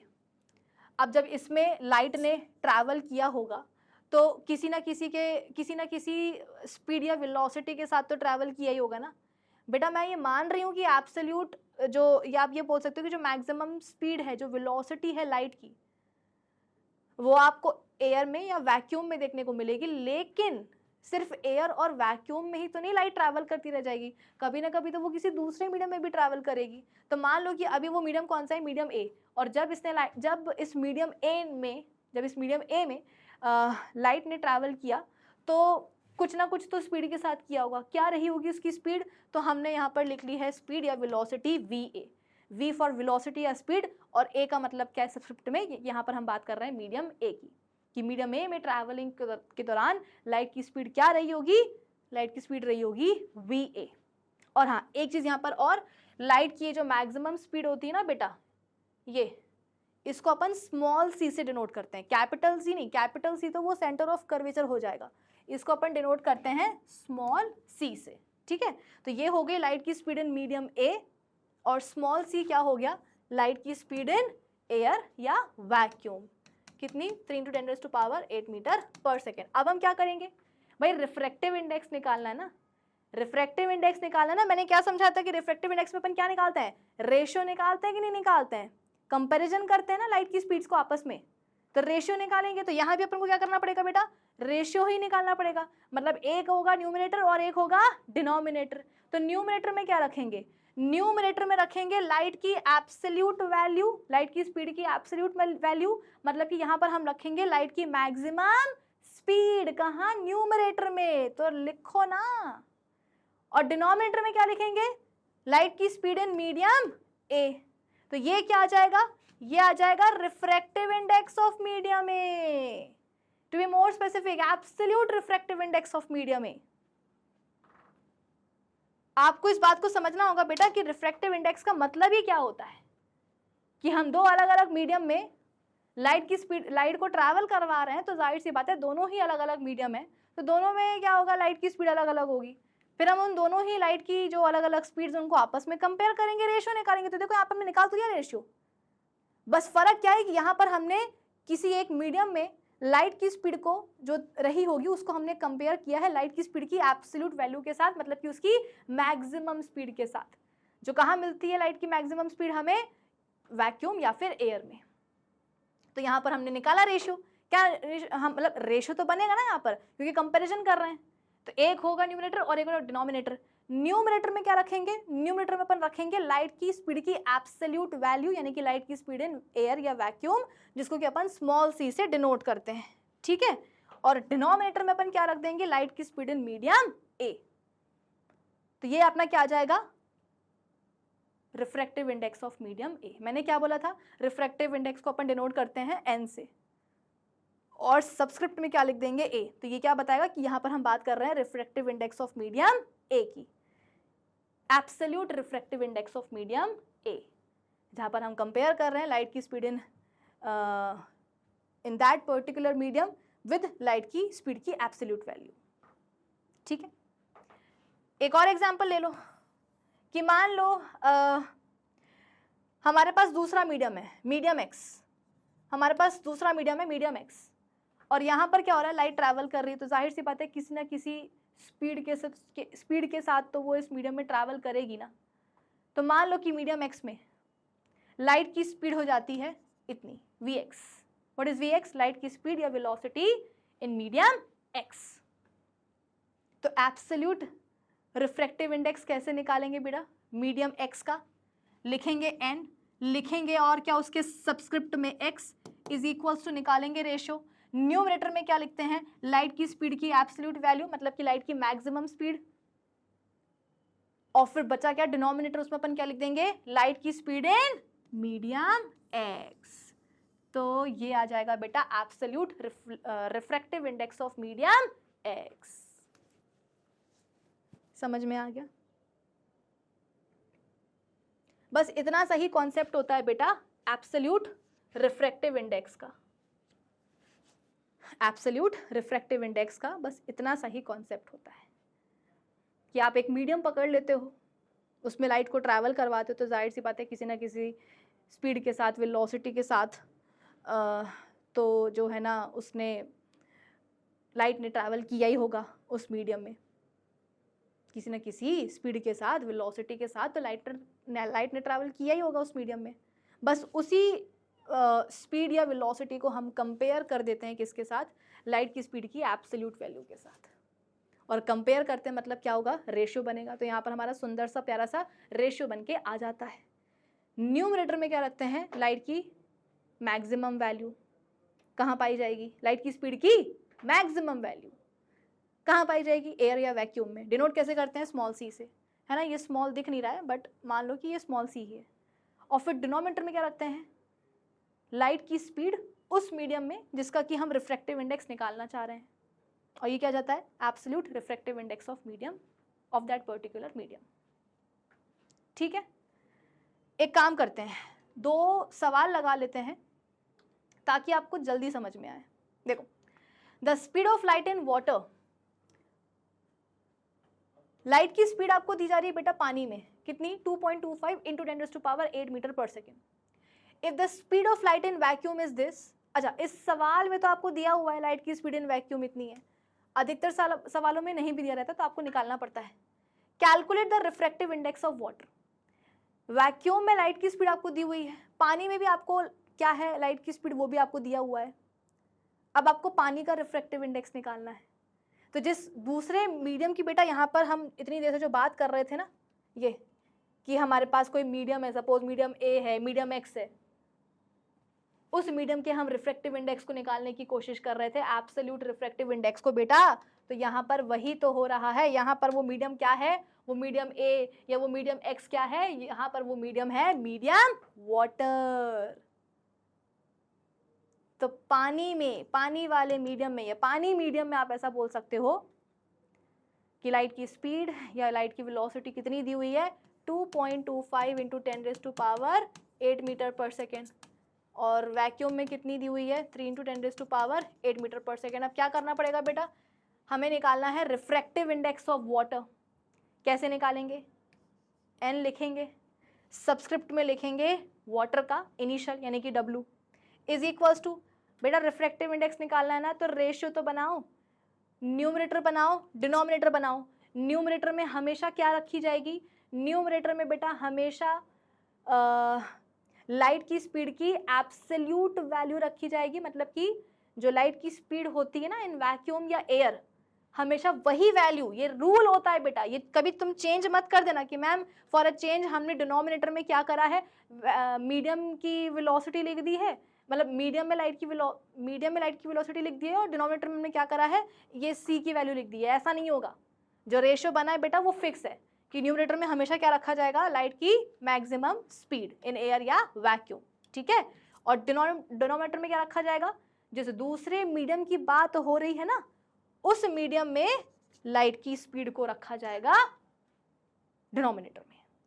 तो न्यूमरेटर हमेशा फिक्स रहेगा, स्मॉल सी आएगा वहां पर लाइट की स्पीड इन एयर या वैक्यूम, और डिनोमिनेटर में क्या आएगा कि सवाल में जिस मीडियम की बात की जा रही है उस मीडियम में लाइट की स्पीड कितनी है, वो स्पीड की वैल्यू यहां पर लिखी जाएगी। ठीक है, सॉल्व करो इसको, रखो सी की वैल्यू 3 इंटू 10⁸ मीटर पर सेकेंड, और डिनोमिनेटर में क्या रखोगे? लाइट की स्पीड इन वाटर कितनी दी हुई है देखो सवाल में, 2.25 इंटू 10⁸ मीटर पर सेकेंड। ठीक है, वैल्यूज जो भी आप रखोगे बेटा उनकी यूनिट्स भी रखना साथ में। नीचे का मीटर पर सेकेंड ऊपर के मीटर पर सेकेंड से कट जाएगा। ये बात तो बेटा तुमको बचपन से पता होनी चाहिए कि जब भी अपन रेशो निकालते तो क्वांटिटीज हमेशा जो यूनिट्स होती है वो हमेशा कैंसिल हो जाती हैं। तो जैसे कि मैग्निफिकेशन की कोई यूनिट नहीं होती है, वैसे ही रिफ्रैक्टिव इंडेक्स की भी कोई यूनिट नहीं होती है। ठीक है, ऊपर का 8 मीटर पर सेकेंड, मतलब ऊपर का 10⁸ कट जाएगा नीचे के 10⁸ से। अब बचा क्या? बचा है 3/2.25। इसको सॉल्व करो बेटा, नीचे का डेसिमल हटा, ऊपर आ जाएंगे 2 जीरो, आ जाएंगे 2 जीरो। इसको और सॉल्व करो, 5 से कटेगा ये, 5 6 ज़ा 30, 5 4 ज़ा 20, 5 5 ज़ा 25, और कटेगा ये 5 से, 5 9 ज़ा 45, 5 1 ज़ा 5, 5 2 ज़ा 10। ठीक है, अब ये 3 से कट सकता है, 3 3 ज़ा 9, 3 4 ज़ा 12, बचा कितना? 4/3। तो 4/3 कितना होता है बेटा? 4/3 को अगर आप डेसिमल में लोगे तो 1.33333 करके कुछ तो भी ऐसा आ जाएगा। तो ये आ गया क्या बेटा? Absolute refractive index of water. क्या आ गया? Absolute refractive index of water कितना? 1.33। कोई यूनिट आएगी? नहीं आएगी। क्यों? क्योंकि रेशियो निकाला है तो मीटर पर सेकेंड से मीटर पर सेकेंड कट जाएगा। अब आई बात समझ में? तो ये फॉर्मूला फिक्स कर लो कि जो भी तुम्हारे पास मीडियम है उसका अगर तुम्हें एब्सोल्यूट रिफ्रैक्टिव इंडेक्स निकालने के लिए बोला गया है, कैसे निकालोगे? रेशियो बनाओगे, न्यूमरेटर में कुछ लिखोगे, डिनोमिनेटर में लिखोगे। न्यूमरेटर में क्या लिखोगे, हमेशा लाइट की जो मैक्सिमम स्पीड होती है इन एयर या वैक्यूम यानी कि स्मॉल सी, और डिनोमिनेटर में क्या रखोगे, वो मीडियम जिसके रिफ्रैक्टिव इंडेक्स को तुम निकालने की कोशिश कर रहे हो ना, उस मीडियम में लाइट की स्पीड कितनी है वो यहाँ रखोगे। ठीक है, चलो एक और सवाल बेटा अपन ऐसे ही सॉल्व कर लेते हैं, आ जाओ। Light enters from air into glass plate having refractive index 1.50। Okay, अब यहाँ पर आपको बेटा रिफ्रैक्टिव इंडेक्स की वैल्यू दी हुई है ना। देखो क्या बोल रहे हैं, लाइट एयर से कहाँ से आ रही है, मतलब लाइट आ रही है एयर से और जा कहाँ रही है, जा रही है ग्लास प्लेट में, और ग्लास प्लेट का आपको रिफ्रैक्टिव इंडेक्स देखो ऑलरेडी दिया हुआ है, यानी कि रिफ्रैक्टिव इंडेक्स को अपन कैसे डिनोट करते हैं बेटा, स्मॉल एन से, और क्योंकि ग्लास के रिफ्रैक्टिव इंडेक्स की बात की जा रही है तो सब्सक्रिप्ट में क्या लगा देंगे, ग्लास का जो इनिशियल वो है लेटर है जी, वो लगा देंगे। तो इससे हमें समझ में जाएगा कि हम क्या कर रहे हैं, निकाल रहे हैं absolute refractive index of glass. कितनी दी हुई है उसकी वैल्यू बेटा, 1.50। निकालना क्या है, अच्छा लाइट की स्पीड निकालनी है ग्लास में। बेटा एब्सोल्यूट रिफ्रैक्टिव इंडेक्स का फॉर्मूला क्या होता है, refractive index of medium, M मतलब medium, is equals to light की स्पीड इन एयर या वैक्यूम डिवाइडेड बाय लाइट की स्पीड इन मीडियम। यही होता है फॉर्मूला, बस यही फॉर्मूला यहाँ पर आपको लगा देना है। मुद्दा यह है कि यहाँ पर आपको ये जो वैल्यू है यहाँ लिख देती हूँ, देखो मीडियम यहाँ पर आपका क्या है, मीडियम यहाँ पर आपका बेटा ग्लास है, तो एन, एम की जगह पे एन जी आ जाएगा, सी की जगह पे सी ही रहेगा, और इसकी जगह पे लाइट की स्पीड इन ग्लास आ जाएगा। ठीक है, अब सारी वैल्यूज पुट कर दो, बताओ ग्लास का रिफ्रैक्टिव इंडेक्स कितना दिया हुआ है बेटा, 1.50। लाइट की स्पीड कितनी होती है एयर या वैक्यूम में, 3 × 10⁻8 मीटर पर सेकेंड, और लाइट की जो स्पीड है कहाँ, ग्लास में, वो आपको निकालना है। डिनोमिनेटर आपको यहाँ पर निकालना है। अब क्या करोगे, इसको यहाँ ले जाओगे, इसको यहाँ ले जाओगे, तो कितना हो जाएगा, 3 × 10⁸8 मीटर पर सेकेंड। बेटा मीटर पर सेकेंड को यहाँ मत काट देना, ठीक है ना, यहाँ नहीं कटेगा मीटर पर सेकेंड, क्यों, क्योंकि यहाँ पर तो आप स्पीड निकाल रहे हो ना, प्रीवियस क्वेश्चन में आप रिफ्रैक्टिव इंडेक्स निकाल रहे थे, इसलिए यहाँ पर जो यूनिट्स हैं वो कट गई थी।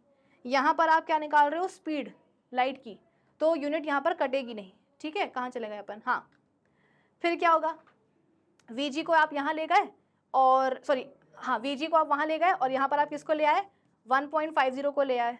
अब क्या करोगे, एक काम करो ना, डेसिमल हटाओ तो ऊपर आ जाएंगे 2 0, नीचे का 1 0 ऊपर के 1 0 से कट जाएगा, बचेगा कितना, 15 2 30।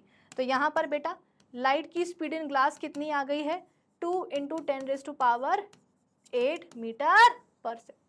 आ गई सबकी कि नहीं आ गई, लाइट की स्पीड इन ग्लास 2 × 10⁸8 मीटर पर सेकेंड। पल्ले पड़ी बात। चलो अब ये हो गया बेटा एब्सोल्यूट रिफ्रैक्टिव इंडेक्स का मतलब। एब्सोल्यूट रिफ्रैक्टिव इंडेक्स का मतलब बस इतना सही होता है बेटा कि हम किसी भी मीडियम में लाइट की जो स्पीड होती है उसको हम कंपेयर करते हैं लाइट की स्पीड की एब्सोल्यूट वैल्यू के साथ। मतलब कि हम किसी मीडियम में जब लाइट की स्पीड को कंपेयर करते हैं लाइट की स्पीड इन एयर या वैक्यूम के साथ, तो हम क्या निकालते हैं, उस मीडियम का एब्सोल्यूट रिफ्रैक्टिव इंडेक्स निकालते हैं। ठीक है, फॉर्मूला क्या बनता है, NM, यहाँ पे मैं एक बार फिर से लिख देती हूँ, NM मतलब कि refractive index of medium is equals to light की speed in air by light की speed in that particular medium. ठीक है, चलो, और हाँ इसकी कोई यूनिट नहीं होती है, नो यूनिट, क्योंकि रेशियो तो यूनिट्स अल्टीमेटली कट ही जाती है। अब हम बात करते हैं रिलेटिव रिफ्रैक्टिव इंडेक्स। देखो नाम से ही समझ में आ रहा है, दूसरे पेज पर आ जाते हैं, यहाँ पर जगह नहीं है, कि रिलेटिव रिफ्रैक्टिव इंडेक्स का मतलब क्या होगा। रिलेट मतलब करना, हम बोलते हैं कि फिजिक्स में कंपेयर करना होता है ना, यहाँ पर लिखा ना कि रिलेटिव रिफ्रैक्टिव इंडेक्स, यानी कि हम यहाँ पर कंपेयर कर रहे हैं, रिलेट कर रहे हैं, कंपेयर कर रहे हैं। क्या कर रहे हैं बेटा, हम दो अलग अलग मीडिया के रिफ्रैक्टिव इंडाइसिस को आपस में रिलेट कर रहे हैं। जैसा नाम है बेटा वैसा ही काम होगा। हम क्या पढ़ रहे हैं, रिलेटिव रिफ्रैक्टिव इंडेक्स। क्या रिलेट करेंगे, रिलेट करने का मतलब यहाँ पर क्या होता है बेटा कि हम कंपेयर करेंगे। क्या कंपेयर करेंगे, हम दो मीडिया के रिफ्रैक्टिव इंडाइसिस को आपस में कंपेयर करेंगे, रिलेट करेंगे, कंपेयर करेंगे दो मीडिया के रिफ्रैक्टिव इंडाइसिस को। जैसे कि मान लो कि हमारे पास क्या है, एक मीडियम है A और दूसरा मीडियम है B। तो मीडियम A का जो रिफ्रैक्टिव इंडेक्स होगा वो कितना होगा, Na। अच्छा हाँ, आप बोलोगे कि मैम जैसे कि आपने एक क्वेश्चन सॉल्व करवाया तो यहाँ पर कहीं भी जो है ना एब्सोल्यूट रिफ्रैक्टिव इंडेक्स नहीं लिखा हुआ था, ना इस सवाल में लिखा हुआ था ना इस सवाल में लिखा हुआ था। तो बेटा वो अंडरस्टूड होता है। देखो अपन कभी भी ना एब्सोल्यूट रिफ्रैक्टिव इंडेक्स नहीं लिखते हैं, हमेशा अपन रिफ्रैक्टिव इंडेक्स लिखते हैं। जहां भी आपको सवाल में दिख जाए कि हाँ भाई रिफ्रैक्टिव इंडेक्स लिखा हुआ है, इसका मतलब क्या कि समझ जाना कि वहां पर एब्सोल्यूट रिफ्रैक्टिव इंडेक्स की ही बात की जा रही है। ठीक है, चलो यहाँ देखो, ये है अपना मीडियम ए, तो इसका एब्सोल्यूट रिफ्रैक्टिव इंडेक्स कितना हो जाएगा, Na, है ना। मतलब कि Na को और आप खोल दो ना, Na को, भाई आपके पास एक मीडियम है A, अगर मैं आपसे पूछूं कि बेटा इस मीडियम A का तुम एब्सोल्यूट रिफ्रैक्टिव इंडेक्स कैसे निकालोगे, तो आप क्या करोगे, absolute refractive index of medium A लिखोगे, फिर वही जो अपना फॉर्मूला है रिफ्रैक्टिव इंडेक्स वाला वो लगा दोगे कि लाइट की speed in air by light की स्पीड इन मीडियम ए। यही करोगे ना, ये क्या बन जाएगा, absolute refractive index of medium ए, कि लाइट की speed in air by light की स्पीड इन मीडियम ए। ठीक है, सिमिलरली हमारे पास दूसरा मीडियम है मीडियम बी, इसका अगर तुमको मैं बोलूं कि बताओ बेटा इसका रिफ्रैक्टिव इंडेक्स कैसे निकालोगे, तो कैसे बनाओगे, एब्सोल्यूट या refractive index of medium B is equals to light की speed in air by light की speed in medium B. Light की स्पीड इन मीडियम ए और लाइट की स्पीड इन मीडियम बी। आई बात समझ में। तो ये बेटा तुम्हें समझना बहुत जरूरी है कि हमारे पास अब हम क्या पढ़ रहे हैं, रिलेटिव रिफ्रैक्टिव इंडेक्स पढ़ रहे हैं ना। तो अब हम दो मीडिया लेंगे और उन दो मीडिया में जो उनके रिफ्रैक्टिव इंडाइसेस हैं उनको आपस में रिलेट करेंगे, बोले तो कंपेयर करेंगे। तो ये आ गए हमारे पास दो medium, medium A and medium B. इसका रिफ्रैक्टिव इंडेक्स कितना है, Na। खोल देंगे तो कितना बन जाएगा फॉर्मूला, C बाय VA।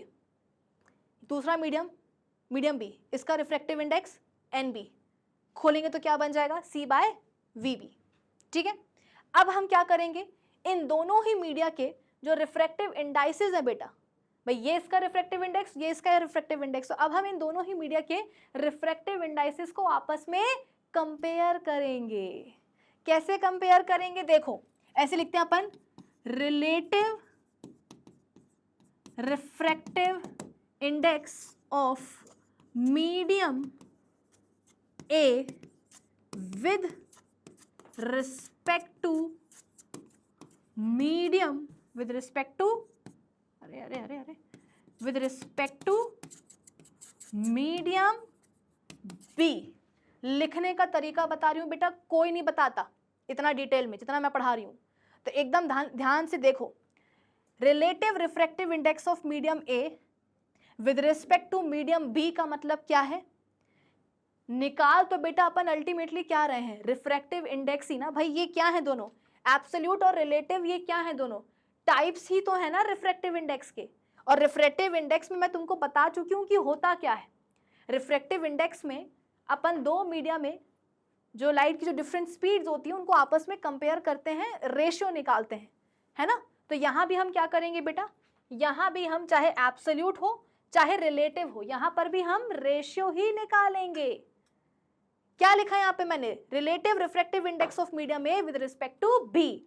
अब निकालेंगे, यहाँ पर बनाएंगे रेशियो। रेशियो मतलब एक होगा न्यूमरेटर और एक होगा डिनोमिनेटर। अब सवाल ये है कि मैम न्यूमरेटर में किसको रखें, डिनोमिनेटर को किसमें डिनोमिनेटर में हम क्या रखें, क्योंकि यहाँ पर हमारे पास दो मीडिया है, मीडियम ए और मीडियम बी। ये इसका रिफ्रैक्टिव इंडेक्स है, ये इसका रिफ्रैक्टिव इंडेक्स है। तो कौन से मीडियम का जो रिफ्रैक्टिव इंडेक्स है वो हम ऊपर रखें, किसको नीचे रखें, मैम समझ में नहीं आ रहा। तो मेरी बात सुनो बेटा, जो भी मीडियम विद रिस्पेक्ट टू के बाद लिखा होता है, मेरी बात को प्लीज बेटा ध्यान से सुनो, तभी आपको समझ में आएगा, अदरवाइज आपसे क्वेश्चन बनने में दिक्कत आएगी। जो भी मीडियम विद रिस्पेक्ट टू के बाद लिखा होता है उस मीडियम के रिफ्रैक्टिव इंडेक्स को आप बाद में लिखते हो। बाद में मतलब कहाँ, नीचे डिनोमिनेटर में। तुम खुद देखो यहाँ पर विद रिस्पेक्ट टू के बाद कौन सा मीडियम दिया हुआ है, मीडियम बी। तो इसका जो रिफ्रैक्टिव इंडेक्स होगा ना वो आप बाद में रखोगे। बाद में कहाँ? डिनोमिनेटर में। तो रख दो डिनोमिनेटर में क्या? Refractive index of medium B. भाई रेशियो निकालना ना, तो वही तो निकाल रहे हैं। तो विद रिस्पेक्ट टू के बाद कौन सा मीडियम है? Medium B. तो उसके रिफ्रैक्टिव इंडेक्स को आपने बाद में रख दिया। कहाँ बाद में? तो डिनोमिनेटर में। अब बचा क्या? न्यूमरेटर। तो न्यूमरेटर में क्या रखा जाएगा? भाई मीडियम बी के रिफ्रैक्टिव इंडेक्स को आपने यहाँ नीचे रख दिया डिनोमिनेटर में। अब बचा क्या है? सिर्फ मीडियम ए। तो उसके रिफ्रैक्टिव इंडेक्स को आप कहाँ रखोगे? न्यूमरेटर में। तो आप ऐसा भी बोल सकते हो कि विद रिस्पेक्ट टू के बाद जो मीडियम होता है उसका रिफ्रैक्टिव इंडेक्स अपन बाद में लिखते हैं। कहाँ? डिनोमिनेटर में। और विद रिस्पेक्ट टू के पहले जो मीडियम होता है, मीडियम ए यहाँ पर जैसे कि यहाँ पर लिखा हुआ है, तो इसका रिफ्रैक्टिव इंडेक्स अपन पहले लिखते हैं। पहले कहाँ? न्यूमरेटर में लिख दिया, है ना। और अच्छा, इस पूरे को अपन कथा तो नहीं लिखते बैठेंगे कि relative refractive index of medium A with respect to B. Short तरीका होना चाहिए ना। क्या बनता है शॉर्ट तरीका? रिफ्रैक्टिव इंडेक्स को अपन डिनोट कैसे करते हैं? एन से। और क्योंकि हम क्या निकाल रहे हैं? रिलेटिव रिफ्रैक्टिव इंडेक्स, यानी कि यहां पर हमारे पास देखो दो मीडिया है। देखो बेटा ऐसा है, जब अपन एब्सोल्यूट रिफ्रैक्टिव इंडेक्स निकाल रहे थे ना, तो भी हमारे पास टेक्निकली दो ही मीडियम थे। भाई जब अपन ये एब्सोल्यूट रिफ्रैक्टिव इंडेक्स निकाल रहे थे ना बेटा, तो भी तो अपने पास दो ही मीडियम थे ना। एक मीडियम अपना ये रैंडम जो होता था, मीडियम ए बी एक्स वो सब था, और दूसरा मीडियम एयर या वैक्यूम होता था, है कि नहीं। भाई यहाँ पर अपन क्या करते हैं? लाइट की स्पीड इन गिवन मीडियम को कंपेयर करते हैं लाइट की स्पीड इन एयर या वैक्यूम के साथ। तो टेक्निकली देखा जाए तो यहाँ पर भी हमारे पास दो ही मीडियम थे, लेकिन जो हमारे पास दो में से एक मीडियम था ना बेटा, वो तो एक ऐसा मीडियम था जहां पर लाइट की स्पीड की हमें एब्सोल्यूट वैल्यू या मैक्सिमम वैल्यू देखने को मिलती है ना। लेकिन रिलेटिव में ऐसा नहीं होता बेटा। रिलेटिव रिफ्रैक्टिव इंडेक्स में ऐसा नहीं होता कि यहां पर जो आप दो मीडियम लेते हो ना, दोनों में से कोई एक भी मीडियम बेटा एयर या वैक्यूम नहीं होना चाहिए। तो यहाँ पे मैं लिख भी सकती हूं कि दोनों में से एक भी मीडियम एयर या वैक्यूम नहीं होना चाहिए, अदरवाइज तो क्या होगा बेटा, वो अपना एब्सोल्यूट रिफ्रैक्टिव इंडेक्स ही निकल जाएगा, है ना। यहाँ पर मतलब हम दो जो मीडियम ले रहे हैं बेटा, वो क्या होते हैं? अदर देन एयर या वैक्यूम। ठीक है, तो देखो यहाँ पे लिखने का तरीका मैं आपको बता रही थी, कैसे लिखेंगे? Relative refractive index of medium में विद रिस्पेक्ट टू बी। तो सबसे पहले अपन डिनोट करेंगे रिफ्रैक्टिव इंडेक्स को, फिर विद रिस्पेक्ट टू के पहले कौन सा मीडियम दिया हुआ है? मीडियम ए। तो मीडियम ए को अपन रखेंगे पहले सबस्क्रिप्ट में, और विद रिस्पेक्ट टू के बाद कौन सा मीडियम दिया हुआ है? Medium B. तो उसको अपन लिखेंगे ऐसे सबस्क्रिप्ट में ही बाद में। तो विद रिस्पेक्ट टू के पहले जो मीडियम है उसको अपन पहले लिख दिया, और विद रिस्पेक्ट टू के बाद जो मीडियम उसको अपन ने बाद में लिख दिया। तो ये क्या बन गया? ये क्या बन गया बेटा? इसको आप क्या मान लो कि अगर मैंने लिख दिया कि बेटा ये है, अब इसको तुम डिकोड करो, तो कैसे डिकोड करोगे? Refractive index of medium A with respect to B. इस पूरे सेंटेंस को बेटा अपन इस तरह से डिनोट करते हैं, इज इक्वल्स टू क्या लिखेंगे? Refractive index of A by refractive index of B. अब चाहो तो आप इसको इस स्टेज पर खोल भी सकते हो। क्यों भाई? आपको रिफ्रैक्टिव इंडेक्स ऑफ ए का फॉर्मूला पता है, बी का भी पता है, तो दोनों को खोल दो ना। तो रिफ्रैक्टिव इंडेक्स ऑफ मीडियम ए की जगह पे आप क्या लिख सकते हो? सी बाय वी ए, है ना। लाइट की speed in air by light की स्पीड इन मीडियम ए। ये हो गया आपका न्यूमरेटर। भाई इसको खोल दिया ना हमने, तो ये बन गया क्या? पूरा आपका न्यूमरेटर। अब डिनोमिनेटर को भी खोल दो। एन बी की जगह पे क्या लिख सकते हो? रिफ्रैक्टिव इंडेक्स ऑफ बी की जगह पे आप क्या लिख सकते हो? लाइट की speed in air by light की speed in medium B. Light की speed in air by light की स्पीड इन मीडियम बी लिख दिया। अब ये है आपका पूरा न्यूमरेटर, ये है पूरा डिनोमिनेटर। अब इसको सॉल्व करने के लिए क्या करते हैं मैथ्स में? इसको ऊपर जाकर के उल्टा करके मल्टीप्लाई कर दो, है ना। तो ये क्या बन जाएगा बेटा? सी, या इसको ऐसे लिखो, refractive index of A with respect to medium B क्या बन जाएगा? Is equals to C by V A. C by V A, ये ऊपर जाकर के बेटा उल्टा होके मल्टीप्लाई हो जाएगा, मल्टीप्लाइड वी बी बाय सी, है ना। ये अलग है बेटा, ये अलग है, इसको एक मत कर लेना तुम लोग, ये ऐसे। भाई हमने क्या करा, हम रिलेटिव रिफ्रैक्टिव इंडेक्स निकाल रहे हैं of medium A with respect to B, तो Na/NB कर दिया, इसको हमने खोल दिया, ऊपर जाके उल्टा होके मल्टीप्लाई हो गया, ये देखो C/V इंटू VB/C। अब क्या करेंगे, अरे इस C से इस C को काट दो, तो बचा क्या, refractive index of medium A with respect to B कितना बचा बेटा, लाइट की speed in medium B by light की स्पीड इन मीडियम ए। मैंने क्या बोला था कि चाहे वो एब्सोल्यूट हो चाहे वो रिलेटिव हो, रिफ्रैक्टिव इंडेक्स में हम क्या करते हैं, दो मीडियम में जो लाइट की जो डिफरेंट स्पीड्स है उनको आपस में ही तो कंपेयर या रिलेट करते हैं ना। तो देखो ना, हमारे पास दो अलग अलग मीडियम थे ए एंड बी, और दोनों में ही जो लाइट की जो अलग अलग स्पीड रही है उनको अपन ने कंपेयर कर दिया कि नहीं कर दिया। तो ये बन गया बेटा क्या, relative refractive index of medium A with respect to B. आई बात समझ में। तो इसको लिखने के बेटा दो तरीके हैं, एक तो ये तरीका हो गया, मतलब यहाँ पर हम जो रिलेटिव रिफ्रैक्टिव इंडेक्स निकाल रहे हैं बेटा वो अपन वेलोसिटीज के टर्म्स में निकाल रहे हैं, और एक तरीका तो ये है ही तुम्हारा कि लिखें कैसे, ठीक है। इसका उल्टा भी निकाल सकते हो, जैसे कि यहाँ पर हमने क्या निकाला है, relative refractive index of medium A with respect to B, है ना। आप इसका उल्टा भी निकाल सकते हो कि relative refractive index of medium B with respect to A, उल्टा भी निकाल सकते हो, कोई मना नहीं करेगा तुमको, है ना। तो अब अपन निकालते हैं उल्टा, relative refractive index of medium B with respect to medium A, medium A के रिस्पेक्ट में। यानी कि अब फिर से हमारे पास दो मीडियम है बेटा, मीडियम ए मीडियम बी, इसका रिफ्रैक्टिव इंडेक्स Na, इसका Nb, खोल दो तो क्या फॉर्मूला बनता है, C/Va, इसका क्या बन जाएगा, C/Vb। अब हमें क्या निकालना है, refractive index of medium B with respect to medium ए।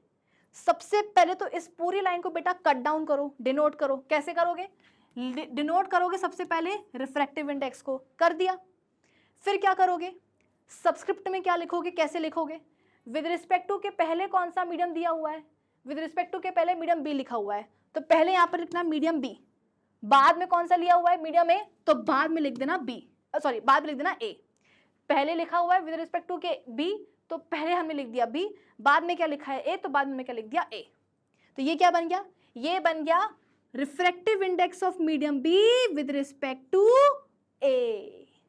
क्या बन गया ये, इसको कैसे अपन पढ़ेंगे बेटा, इस पूरे टर्म को, refractive index of medium B with respect to A. अब क्या करेंगे, बनाएंगे ना बेटा, रेशियो बनाएंगे।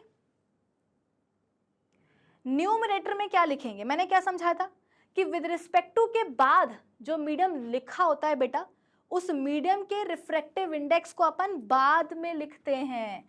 रेशियो तो बनाएंगे ना, जैसे कि यहाँ पर देखो हमने रेशियो बनाना है, बनाया था, तो रेशियो में अपन क्या लिखेंगे भाई, रिलेटिव रिफ्रैक्टिव इंडेक्स में अपन क्या कर रहे हैं, दो मीडियम के रिफ्रैक्टिव इंडाइसेस को आपस में कंपेयर कर रहे हैं।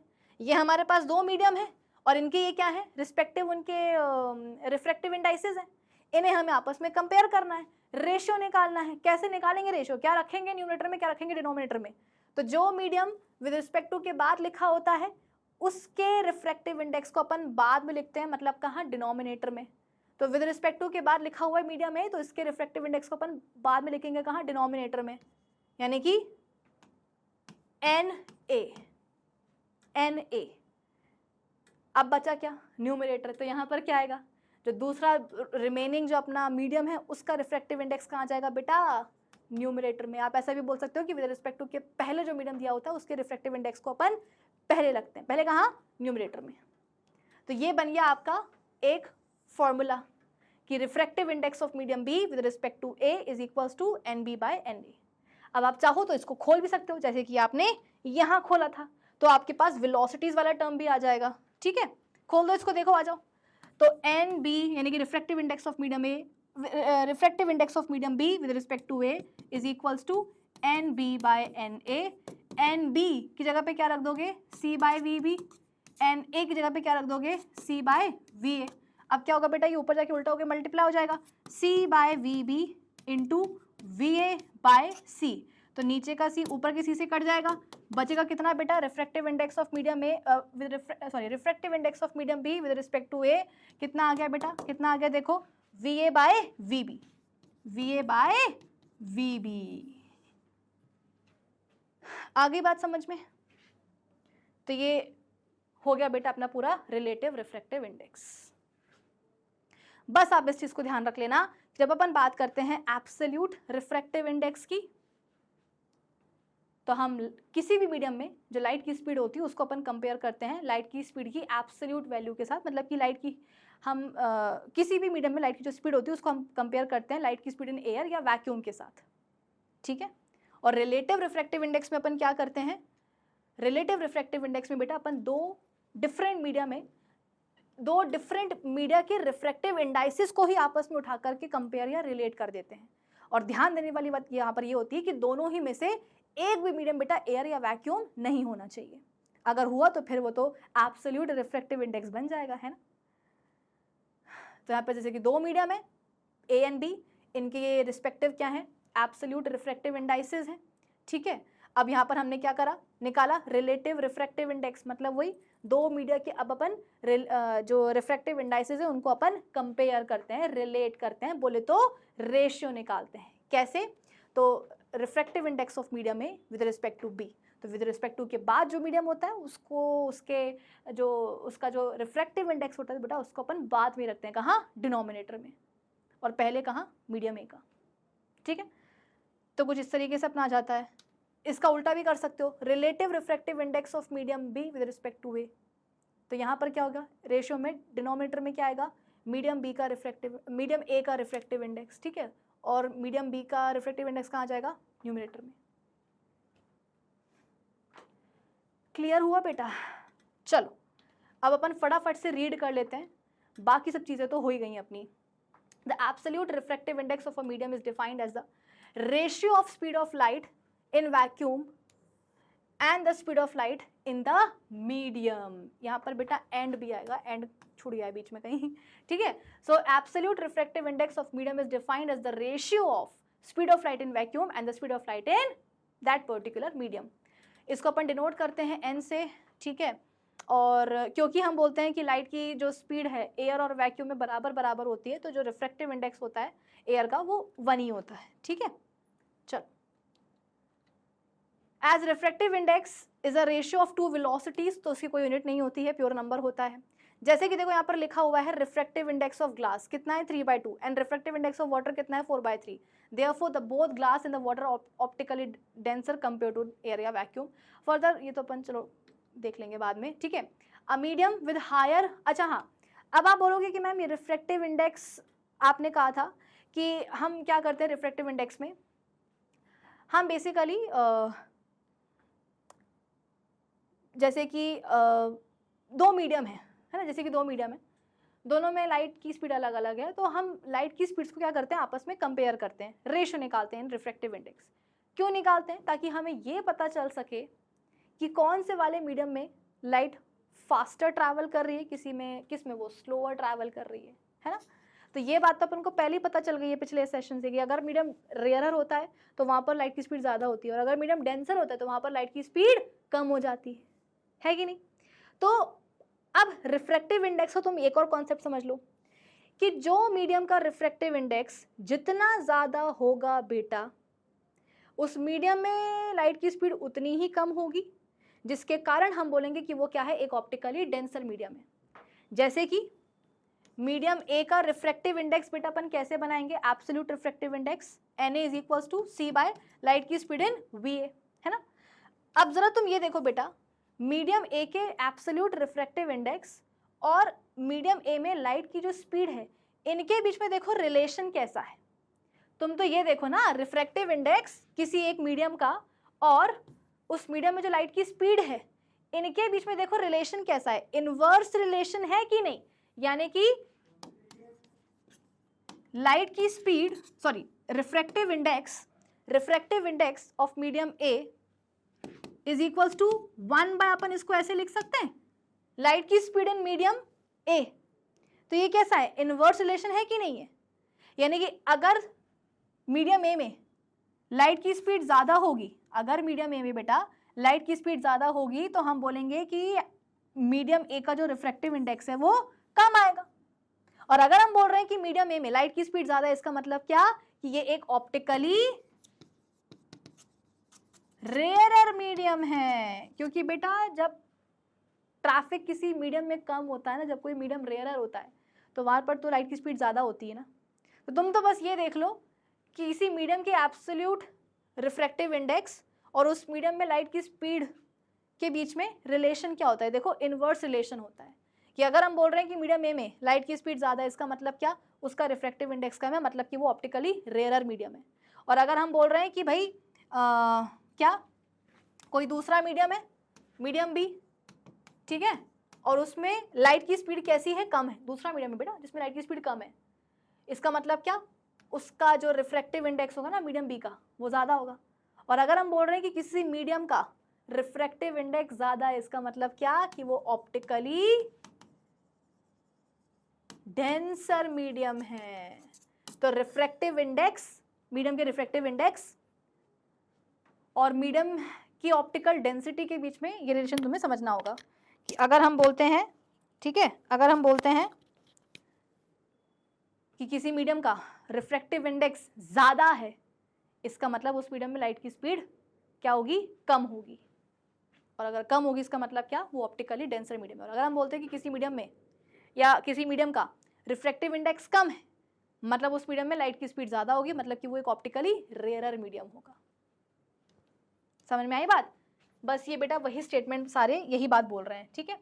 ये देखो, ये आपकी एनसीईआरटी बुक में बेटा अलग अलग मीडियम दिए हुए हैं और उनके रिस्पेक्टिव रिफ्रैक्टिव इंडाइसेस दिए हुए हैं एब्सोल्यूट वाले। देखो एयर का कितना है, 1, ice, water, alcohol, kerosene, fuse quartz, turpentine oil, benzene, crown glass, ठीक है ना, Ruby, carbon disulphide, rock salt, balsam, diamond. देखो इन सब के क्या दिए हुए हैं बेटा, अलग अलग मीडियम है और उनके देखो रिस्पेक्टिव एब्सोल्यूट रिफ्रैक्टिव इंडाइसेस आपको दिए हुए हैं, ठीक है। याद नहीं करना है। कुछ बच्चे बोलते हैं कि मैम याद कर लें क्या, नहीं, आपकी एनसीईआरटी खुद बोल रही है बेटा टेबल के ऊपर कि लर्न नहीं करना है, बस देखने के लिए देख लो। आगे बढ़े बच्चों, चलो ये आ गया क्या, relative refractive index, the refractive index of any medium with respect to the another medium which is not vacuum is called refractive index. मैंने क्या बोला, यहाँ पर हम दो अलग अलग मीडिया के रिफ्रैक्टिव इंडेक्सेस को कंपेयर करते हैं, रिलेट करते हैं, पर मेक श्योर करना पड़ता है कि भाई दोनों मीडियम में से कोई भी मीडियम एयर या वैक्यूम ना हो, है ना। When light passes from one medium to another medium 2, the refractive index of medium 2, अब अपन ने ए और बी के नाम से देखा, यहाँ पर मीडियम 1 और मीडियम 2 बोला गया है ना, तो देखो 1 और 2 के भी उससे निकाल सकते हैं कि refractive index of medium 2 with respect to medium 1 को अपन कैसे लिखेंगे, रिलेटिव रिफ्रैक्टिव इंडेक्स बना रहे हैं तो रेशियो निकालना पड़ेगा। रेशियो निकालने के लिए कुछ न्यूमरेटर कुछ डिनोमिनेटर में लिखना पड़ेगा, है ना। अपने पास दो मीडियम है, मीडियम 1 एंड मीडियम 2। क्या बोला जा रहा है, refractive index of medium 2 with respect to 1। With respect to के बाद जो मीडियम लिखा होता है बेटा, उस मीडियम के रिफ्रैक्टिव इंडेक्स को अपन बाद में लिखते हैं, कहाँ, डिनोमिनेटर में। तो यहाँ पर क्या है, विद रिस्पेक्ट टू के बाद मीडियम 1, तो मीडियम 1 के रिफ्रैक्टिव इंडेक्स को अपन बाद में लिखेंगे, कहाँ, डिनोमिनेटर में, है ना। मीडियम 1 के रिफ्रैक्टिव इंडेक्स को अपन बाद में लिखेंगे, हाँ, डिनोमिनेटर में। तो ये हो जाएगा रिफ्रैक्टिव इंडेक्स ऑफ मीडियम 1। तो न्यूमरेटर में क्या आएगा, विद रिस्पेक्ट टू के पहले वाले मीडियम का रिफ्रैक्टिव इंडेक्स, यानी कि रिफ्रैक्टिव इंडेक्स ऑफ मीडियम 2। और इसको पूरे को लिखेंगे कैसे, refractive index of medium 2 with respect to 1, ठीक है। ये देखो, फिर इसका उल्टा कर दो, refractive index of medium 1 with respect to 2, ठीक है। तो ये n1/n2 आ जाएगा और कुछ इस तरीके से वेलोसिटी वाला टर्म भी आपके पास आ जाएगा, ठीक है। अच्छा, अब हम क्या कर रहे हैं बेटा, दोनों ही इक्वेशंस को मल्टीप्लाई भी कर दे रहे हैं, दोनों ही इक्वेशंस को अपन ऐसे मल्टीप्लाई भी कर दे रहे हैं। देखो ये रिफ्रैक्टिव इंडेक्स ऑफ मीडियम 2/1 था, refractive index into refractive index of medium 1 with respect to 2 था। वेलोसिटीज का जो रेशियो आया था उसको हमने उठा करके ऐसे मल्टीप्लाई कर दी, तो ये सब कट गया, बचा कितना, n21 is equals to 1/n12। मतलब इसका ये रेसिप्रोकल होता है, उल्टा होता है। That is refractive index of medium 2 with respect to medium 1 is reciprocal of the refractive index of medium 1 with respect to medium 2, ठीक है। चलो ये वाला क्वेश्चन अपन ने कर लिया था सॉल्व, है ना। अब अपन बात करते हैं बेटा आगे की। ये देखो, रिफ्रैक्टिव इंडेक्स ग्लास का आपको दिया हुआ है, लाइट की स्पीड वैक्यूम में आपको दिया है। लाइट की स्पीड बेटा ग्लास पे जरा निकाल के बता दो, कैसे निकालोगे। Refractive index of glass is equals to light की speed in air by light की स्पीड इन ग्लास। कितनी दी है रिफ्रैक्टिव इंडेक्स ऑफ ग्लास की वैल्यू 1.5। ये रिपीट हो गया क्या सवाल। लाइट की स्पीड इन एयर सबको पता है, लाइट की स्पीड इन ग्लास निकाल लेना, है ना। तो 2.2 करके कुछ आएगा, है ना, 2 × 10⁻8 मीटर पर सेकेंड। ये आएगा, रिपीट हो गया है, कोई बात नहीं। चलो, speed of light in glass is this, find the refractive index of glass. ये उल्टा है, ग्लास में आपको लाइट की स्पीड ऑलरेडी दी हुई है, अब आपको क्या करना है, ग्लास का रिफ्रैक्टिव इंडेक्स निकालना है। आप बोलोगे कि मैम एक ही वैल्यू गिवन है, कैसे निकालेंगे। अरे मुन्नो, मैंने क्या कहा था, सवालों में कई बार लाइट की स्पीड इन एयर नहीं भी दी होती, तुम्हें याद करनी होती है, ठीक है। तो refractive index of glass is equals to light की speed in air by light की स्पीड इन ग्लास। तो निकाल लो बेटा, 3 × 10⁸ मीटर पर सेकेंड। ग्लास में कितनी दी हुई है, 2 × 10⁸8 मीटर पर सेकेंड। मीटर पर सेकेंड से मीटर पर सेकेंड कटा, ये इससे कटा, 3/2 कितना होता है, 1.5। तो ग्लास की जो बेटा मतलब लाइट की जो स्पीड है, लाइट की जो स्पीड है ना ग्लास में, वो कितनी आ जाएगी, 1.5। सॉरी, अरे ग्लास का सॉरी रिफ्रैक्टिव इंडेक्स कितना आ जाएगा 1.5। कुछ और चल रहा था मेरे दिमाग में, ठीक है। चलो, अच्छा हाँ, यहां पर जो बेटा ग्लास का रिफ्रैक्टिव इंडेक्स आ रहा है ना 1.5, ये 1.5 का मतलब क्या है। आपकी एनसीईआरटी बुक में इंटेक्स क्वेश्चन में एक सवाल है, ये अगर हम बोल रहे हैं कि ग्लास का रिफ्रैक्टिव इंडेक्स 1.5 है, तो इसका मतलब क्या है। इसका मतलब ये है कि लाइट की जो स्पीड होगी ना बेटा ग्लास में, वो 1/1.5 टाइम्स कम होगी then the speed of light in air. इसको डिकोड करना भी सीखो बेटा, कि रिफ्रैक्टिव इंडेक्स यदि ग्लास का 1.5 आ रहा है, इसका मतलब क्या है, इसका मतलब ये है कि लाइट की जो स्पीड होगी ना ग्लास में, वो 1/1.5 टाइम्स लेस होगी then the speed of light in air, ठीक है। चलो, ओके, ये बहुत अच्छा सवाल है। If the refractive index of water is 4/3, that of the glass is 3/2, what will be the refractive index of glass with respect to water। मतलब यहाँ पर बेटा आपसे देखो, जहाँ पर आपको with respect to दिख जाए तो समझ लेना यहाँ पर आपको क्या करा जा रहा है, रिलेटिव रिफ्रैक्टिव इंडेक्स निकालने के लिए बोला जा रहा है। रिफ्रैक्टिव इंडेक्स ऑफ वाटर कितना दिया है बेटा, रिफ्रैक्टिव इंडेक्स ऑफ वाटर आपको दिया है 4/3। ग्लास का कितना दिया हुआ है, रिफ्रैक्टिव इंडेक्स 3/2। आप इसको 1.5 भी लिख सकते हो, पर हो सकता है कि कैलकुलेशन में कुछ कट जाए, कुछ हो जाए, तो अपन इसको ऐसे ही लिख दे रहे हैं, ठीक है। तो रिफ्रैक्टिव इंडेक्स मतलब कि absolute refractive index of water इतना है, ग्लास इतना है। अब क्या बोला जा रहा है, find the refractive index of glass with respect to water. Relative refractive index निकालने के लिए बोला जा रहा है।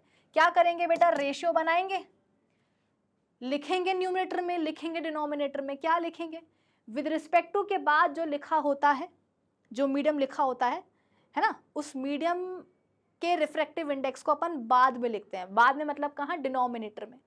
तो विद रिस्पेक्ट टू के बाद कौन सा मीडियम लिखा हुआ है, वाटर, है ना। तो इसका जो रिफ्रैक्टिव इंडेक्स होगा ना, वो अपन लिखेंगे कहाँ, बाद में, मतलब कि डिनोमिनेटर में। तो डिनोमिनेटर में आ गया रिफ्रैक्टिव इंडेक्स ऑफ वाटर, तो न्यूमिनेटर में क्या आएगा, बचा हुआ, यानी कि रिफ्रैक्टिव इंडेक्स ऑफ ग्लास। हमेशा ध्यान रखना कि जहां आया विद रिस्पेक्ट टू, मतलब समझ जाओ कि आपसे रिलेटिव रिफ्रैक्टिव इंडेक्स निकालने के लिए बोला जा रहा है, और विद रिस्पेक्ट टू के बाद जो मीडियम होगा बेटा, उसके रिफ्रैक्टिव इंडेक्स को आप बाद में मतलब कि डिनोमिनेटर में लिखोगे। जो बचा होगा उस मीडियम के रिफ्रैक्टिव इंडेक्स को आप कहाँ लिख दोगे, न्यूमिनेटर में, ठीक है। और इसको अपन डिनोट कैसे करेंगे, refractive index of glass with respect to water, ठीक है। अब इसको उठा करके बेटा सॉल्व कर लो। देखो, ग्लास का रिफ्रैक्टिव इंडेक्स कितना दिया हुआ है, 3/2, और पानी का कितना दिया हुआ है, 4/3। क्या होगा, ये ऊपर जाके बेटा उल्टा होके मल्टीप्लाई हो जाएगा। तो 3/2 इंटू उल्टा कर दो 3/4 और मल्टीप्लाई कर दो, कितना हो जाएगा, 3 3 9 और 4 2 8। तो ये आ गया refractive index of glass with respect to water, कितना, 9/8 आ गया। बस यही दो पैटर्न के क्वेश्चंस पिछले सालों बोर्ड एग्जाम में बेटा पूछे गए, बस। और इसके अलावा ज़्यादा सवाल बनते नहीं हैं, क्योंकि डिफ़िकल्ट वैसे भी लगता ही है बच्चों को ये कॉन्सेप्ट, तो बस यही दोनों पैटर्न के बेटा क्वेश्चंस बनते हैं। Refractive index of glass with respect to water, okay, refractive index of glass with respect to water आपको कितना दिया हुआ है बेटा, 5/4। जो जो आपको सवाल में बेटा दिखता जा रहा है ना, वो आप साथ साथ में लिखते जाया करो कि refractive index of glass with respect to, जहां विद रिस्पेक्ट टू आ जाए बेटा तो समझ जाना वहां पर बात की जा रही है रिलेटिव रिफ्रैक्टिव इंडेक्स की।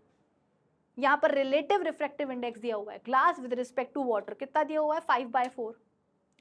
And the refractive index of water with respect to air, water का कितना दिया हुआ है, 4/3। देखो जहां भी एयर आ गई तो मतलब समझ लो कि वो एब्सोल्यूट की बात की जा रही है।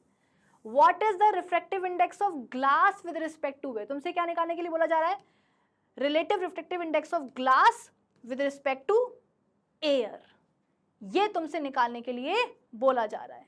मैंने यहां पर क्या किया है बेटा, जो लिखा हुआ है ना बस उसको साइड में ऐसे लिख दिया। देखो जहां विद रिस्पेक्ट टू आ जाए तो समझ जाना रिलेटिव की बात हो रही है।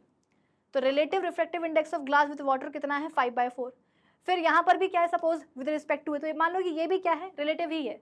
तो relative refractive index of water with respect to air कितना दिया हुआ है, 4/3। तुम्हें क्या निकालना है, refractive index of glass with respect to air निकालना है। तो कैसे निकालोगे, सवाल में पानी भी है लेकिन जवाब में तुमसे केवल ग्लास और एयर की बात की जा रही है। इसका मतलब यह है कि जब भी तुम सॉल्व करने की कोशिश करोगे ना तो वाटर वाले पार्ट को तुमको काटना पड़ेगा। देखो ना, गिवन चीजों में तुमको वाटर भी दिया जा रहा है कि रिफ्लेक्टिव वो क्या बोलते हैं, relative refractive index of glass with respect to water 5/4, refractive index of water with respect to air कितना है, 4/3। लेकिन सवाल क्या पूछा गया है, refractive index of glass with respect to air. Water वाले टर्म को बेटा यहां से तुमको हटाना पड़ेगा। कैसे हटाओगे, कैसे हटाओगे, क्या मल्टीप्लिकेशन से हट पाएगा, क्या डिवीजन से हट पाएगा? चलो एक काम करते हैं बेटा, इसको ना अपन खोलते हैं। कैसे खोलेंगे, देखो refractive index of glass with respect to water का मतलब यहां पर क्या होगा, Ng/Nw। अरे refractive index of glass with respect to water का क्या मतलब है कि न्यूमरेटर में आएगा ग्लास का रिफ्रैक्टिव इंडेक्स, डिनोमिनेटर में क्या आएगा, पानी का रिफ्रैक्टिव इंडेक्स, ठीक है, इज इक्वल्स टू कितना है वैल्यू, 5/4। अब ऐसे तुम क्या करो, ये वाले को भी डिकोड करो कि refractive index of water with respect to air कितना दिया हुआ है। इसको अपन कैसे लिखेंगे, विद रिस्पेक्ट टू के बाद जो मीडियम है उसको अपन बाद में लिखेंगे, यानी कि बाद में डिनोमिनेटर में क्या आ जाएगा, एयर का रिफ्रैक्टिव इंडेक्स, है ना, और न्यूमरेटर में क्या आ जाएगा, वाटर का रिफ्रैक्टिव इंडेक्स। भाई NWA का मतलब क्या है, न्यूमरेटर में आएगा, कहाँ गया, हाँ कहाँ गए, हाँ क्या आएगा न्यूमरेटर में, पानी का रिफ्रैक्टिव इंडेक्स, डिनोमिनेटर में क्या आएगा, एयर का रिफ्रैक्टिव इंडेक्स। कितनी वैल्यू दी हुई है, 4/3। तो मेरे हिसाब से बेटा यदि अपन ने इसको मल्टीप्लाई कर दिया इन दोनों टर्म्स को, तो ये पानी पानी जो है ना ये आपस में कट सकता है। कैसे, मल्टीप्लाई कर दो, Ngw इंटू NWA, यानी कि Ng/Nw मल्टीप्लाइड बाय NW/Na। हमें क्या करना है बेटा, हमें ये वाटर वाला जो टर्म है ये हटाना है, कैंसिल करना है, तब जाके हमारे पास केवल ग्लास और एयर बचेगा। तो हमने क्या करा, इन दोनों ही रिलेटिव रिफ्रैक्टिव इंडाइसेस को बेटा हमने आपस में उठा करके मल्टीप्लाई कर दिया। तो ये जाके इससे देखो ऐसे मल्टीप्लाई हो गया। अब वैल्यूज भी रख दो, है ना, वैल्यूज, क्योंकि जब आप ऐसा करोगे तो क्या होगा, रिफ्रैक्टिव इंडेक्स ऑफ वाटर और रिफ्रैक्टिव इंडेक्स ऑफ वाटर आपस में कट जाएगा, बचेगा क्या, refractive index of glass with respect to air. यही तो हमें चाहिए। रखो सारी वैल्यूज रखो, 5/4, हाँ जी 5/4 इंटू 4/3, तो 4 से 4 कट जाएगा, बचेगा कितना 5/3। तो ये क्या आ जाएगा बेटा, refractive index of glass with respect to air 5/3। जहां भी आपको ये दिखे विद रिस्पेक्ट टू समझ जाना वहां पे क्या लिखा हुआ है, रिलेटिव रिफ्रैक्टिव इंडेक्स आपको दिया हुआ है। यहाँ पर दिया हुआ था relative refractive index of glass with respect to water कितना 5/4, और यहाँ पर दिया हुआ था relative refractive index of water with respect to air कितना 4/3। बस हमने क्या करा, इसको खोल खोल करके ऐसे रख दिया। फिर क्या करा, ये वाटर वाले टर्म को हटाने के लिए इन दोनों को हमने उठा करके मल्टीप्लाई कर दिया। तो वाटर वाला जो टर्म है वो यहाँ से एलिमिनेट हो गया, कैंसिल आउट हो गया। वैल्यूज भी रख दो, 5/4 इंटू 4/3, 4 से 4 गया, बचा कितना 5/3। तो ये क्या गया, refractive index of glass with respect to air. ठीक है, चलिए दैट्स ऑल बेटा, आज के इस सेशन के लिए बस इतना ही। आज अपन ने रिफ्रैक्टिव इंडेक्स के कॉन्सेप्ट को पूरा फिनिश कर दिया है, एब्सोल्यूट समझा दिया है, रिलेटिव समझा दिया, और कुछ क्वेश्चंस भी मैंने आपको सॉल्व करवा दिए हैं जिन पैटर्न के ऊपर बेटा बोर्ड एग्जाम में पिछले सालों क्वेश्चंस आए हैं, वो सारे पैटर्न मैंने आपको करवा दिए हैं। अब हम मिलते हैं अगले सेशन में, जहाँ पर हम बात करेंगे लॉज ऑफ रिफ्रैक्शन के ऊपर। तो मिलते हैं अपने अगले सेशन में, तब तक के लिए keep learning with definite success Pathshala. Bye bye, have a great day.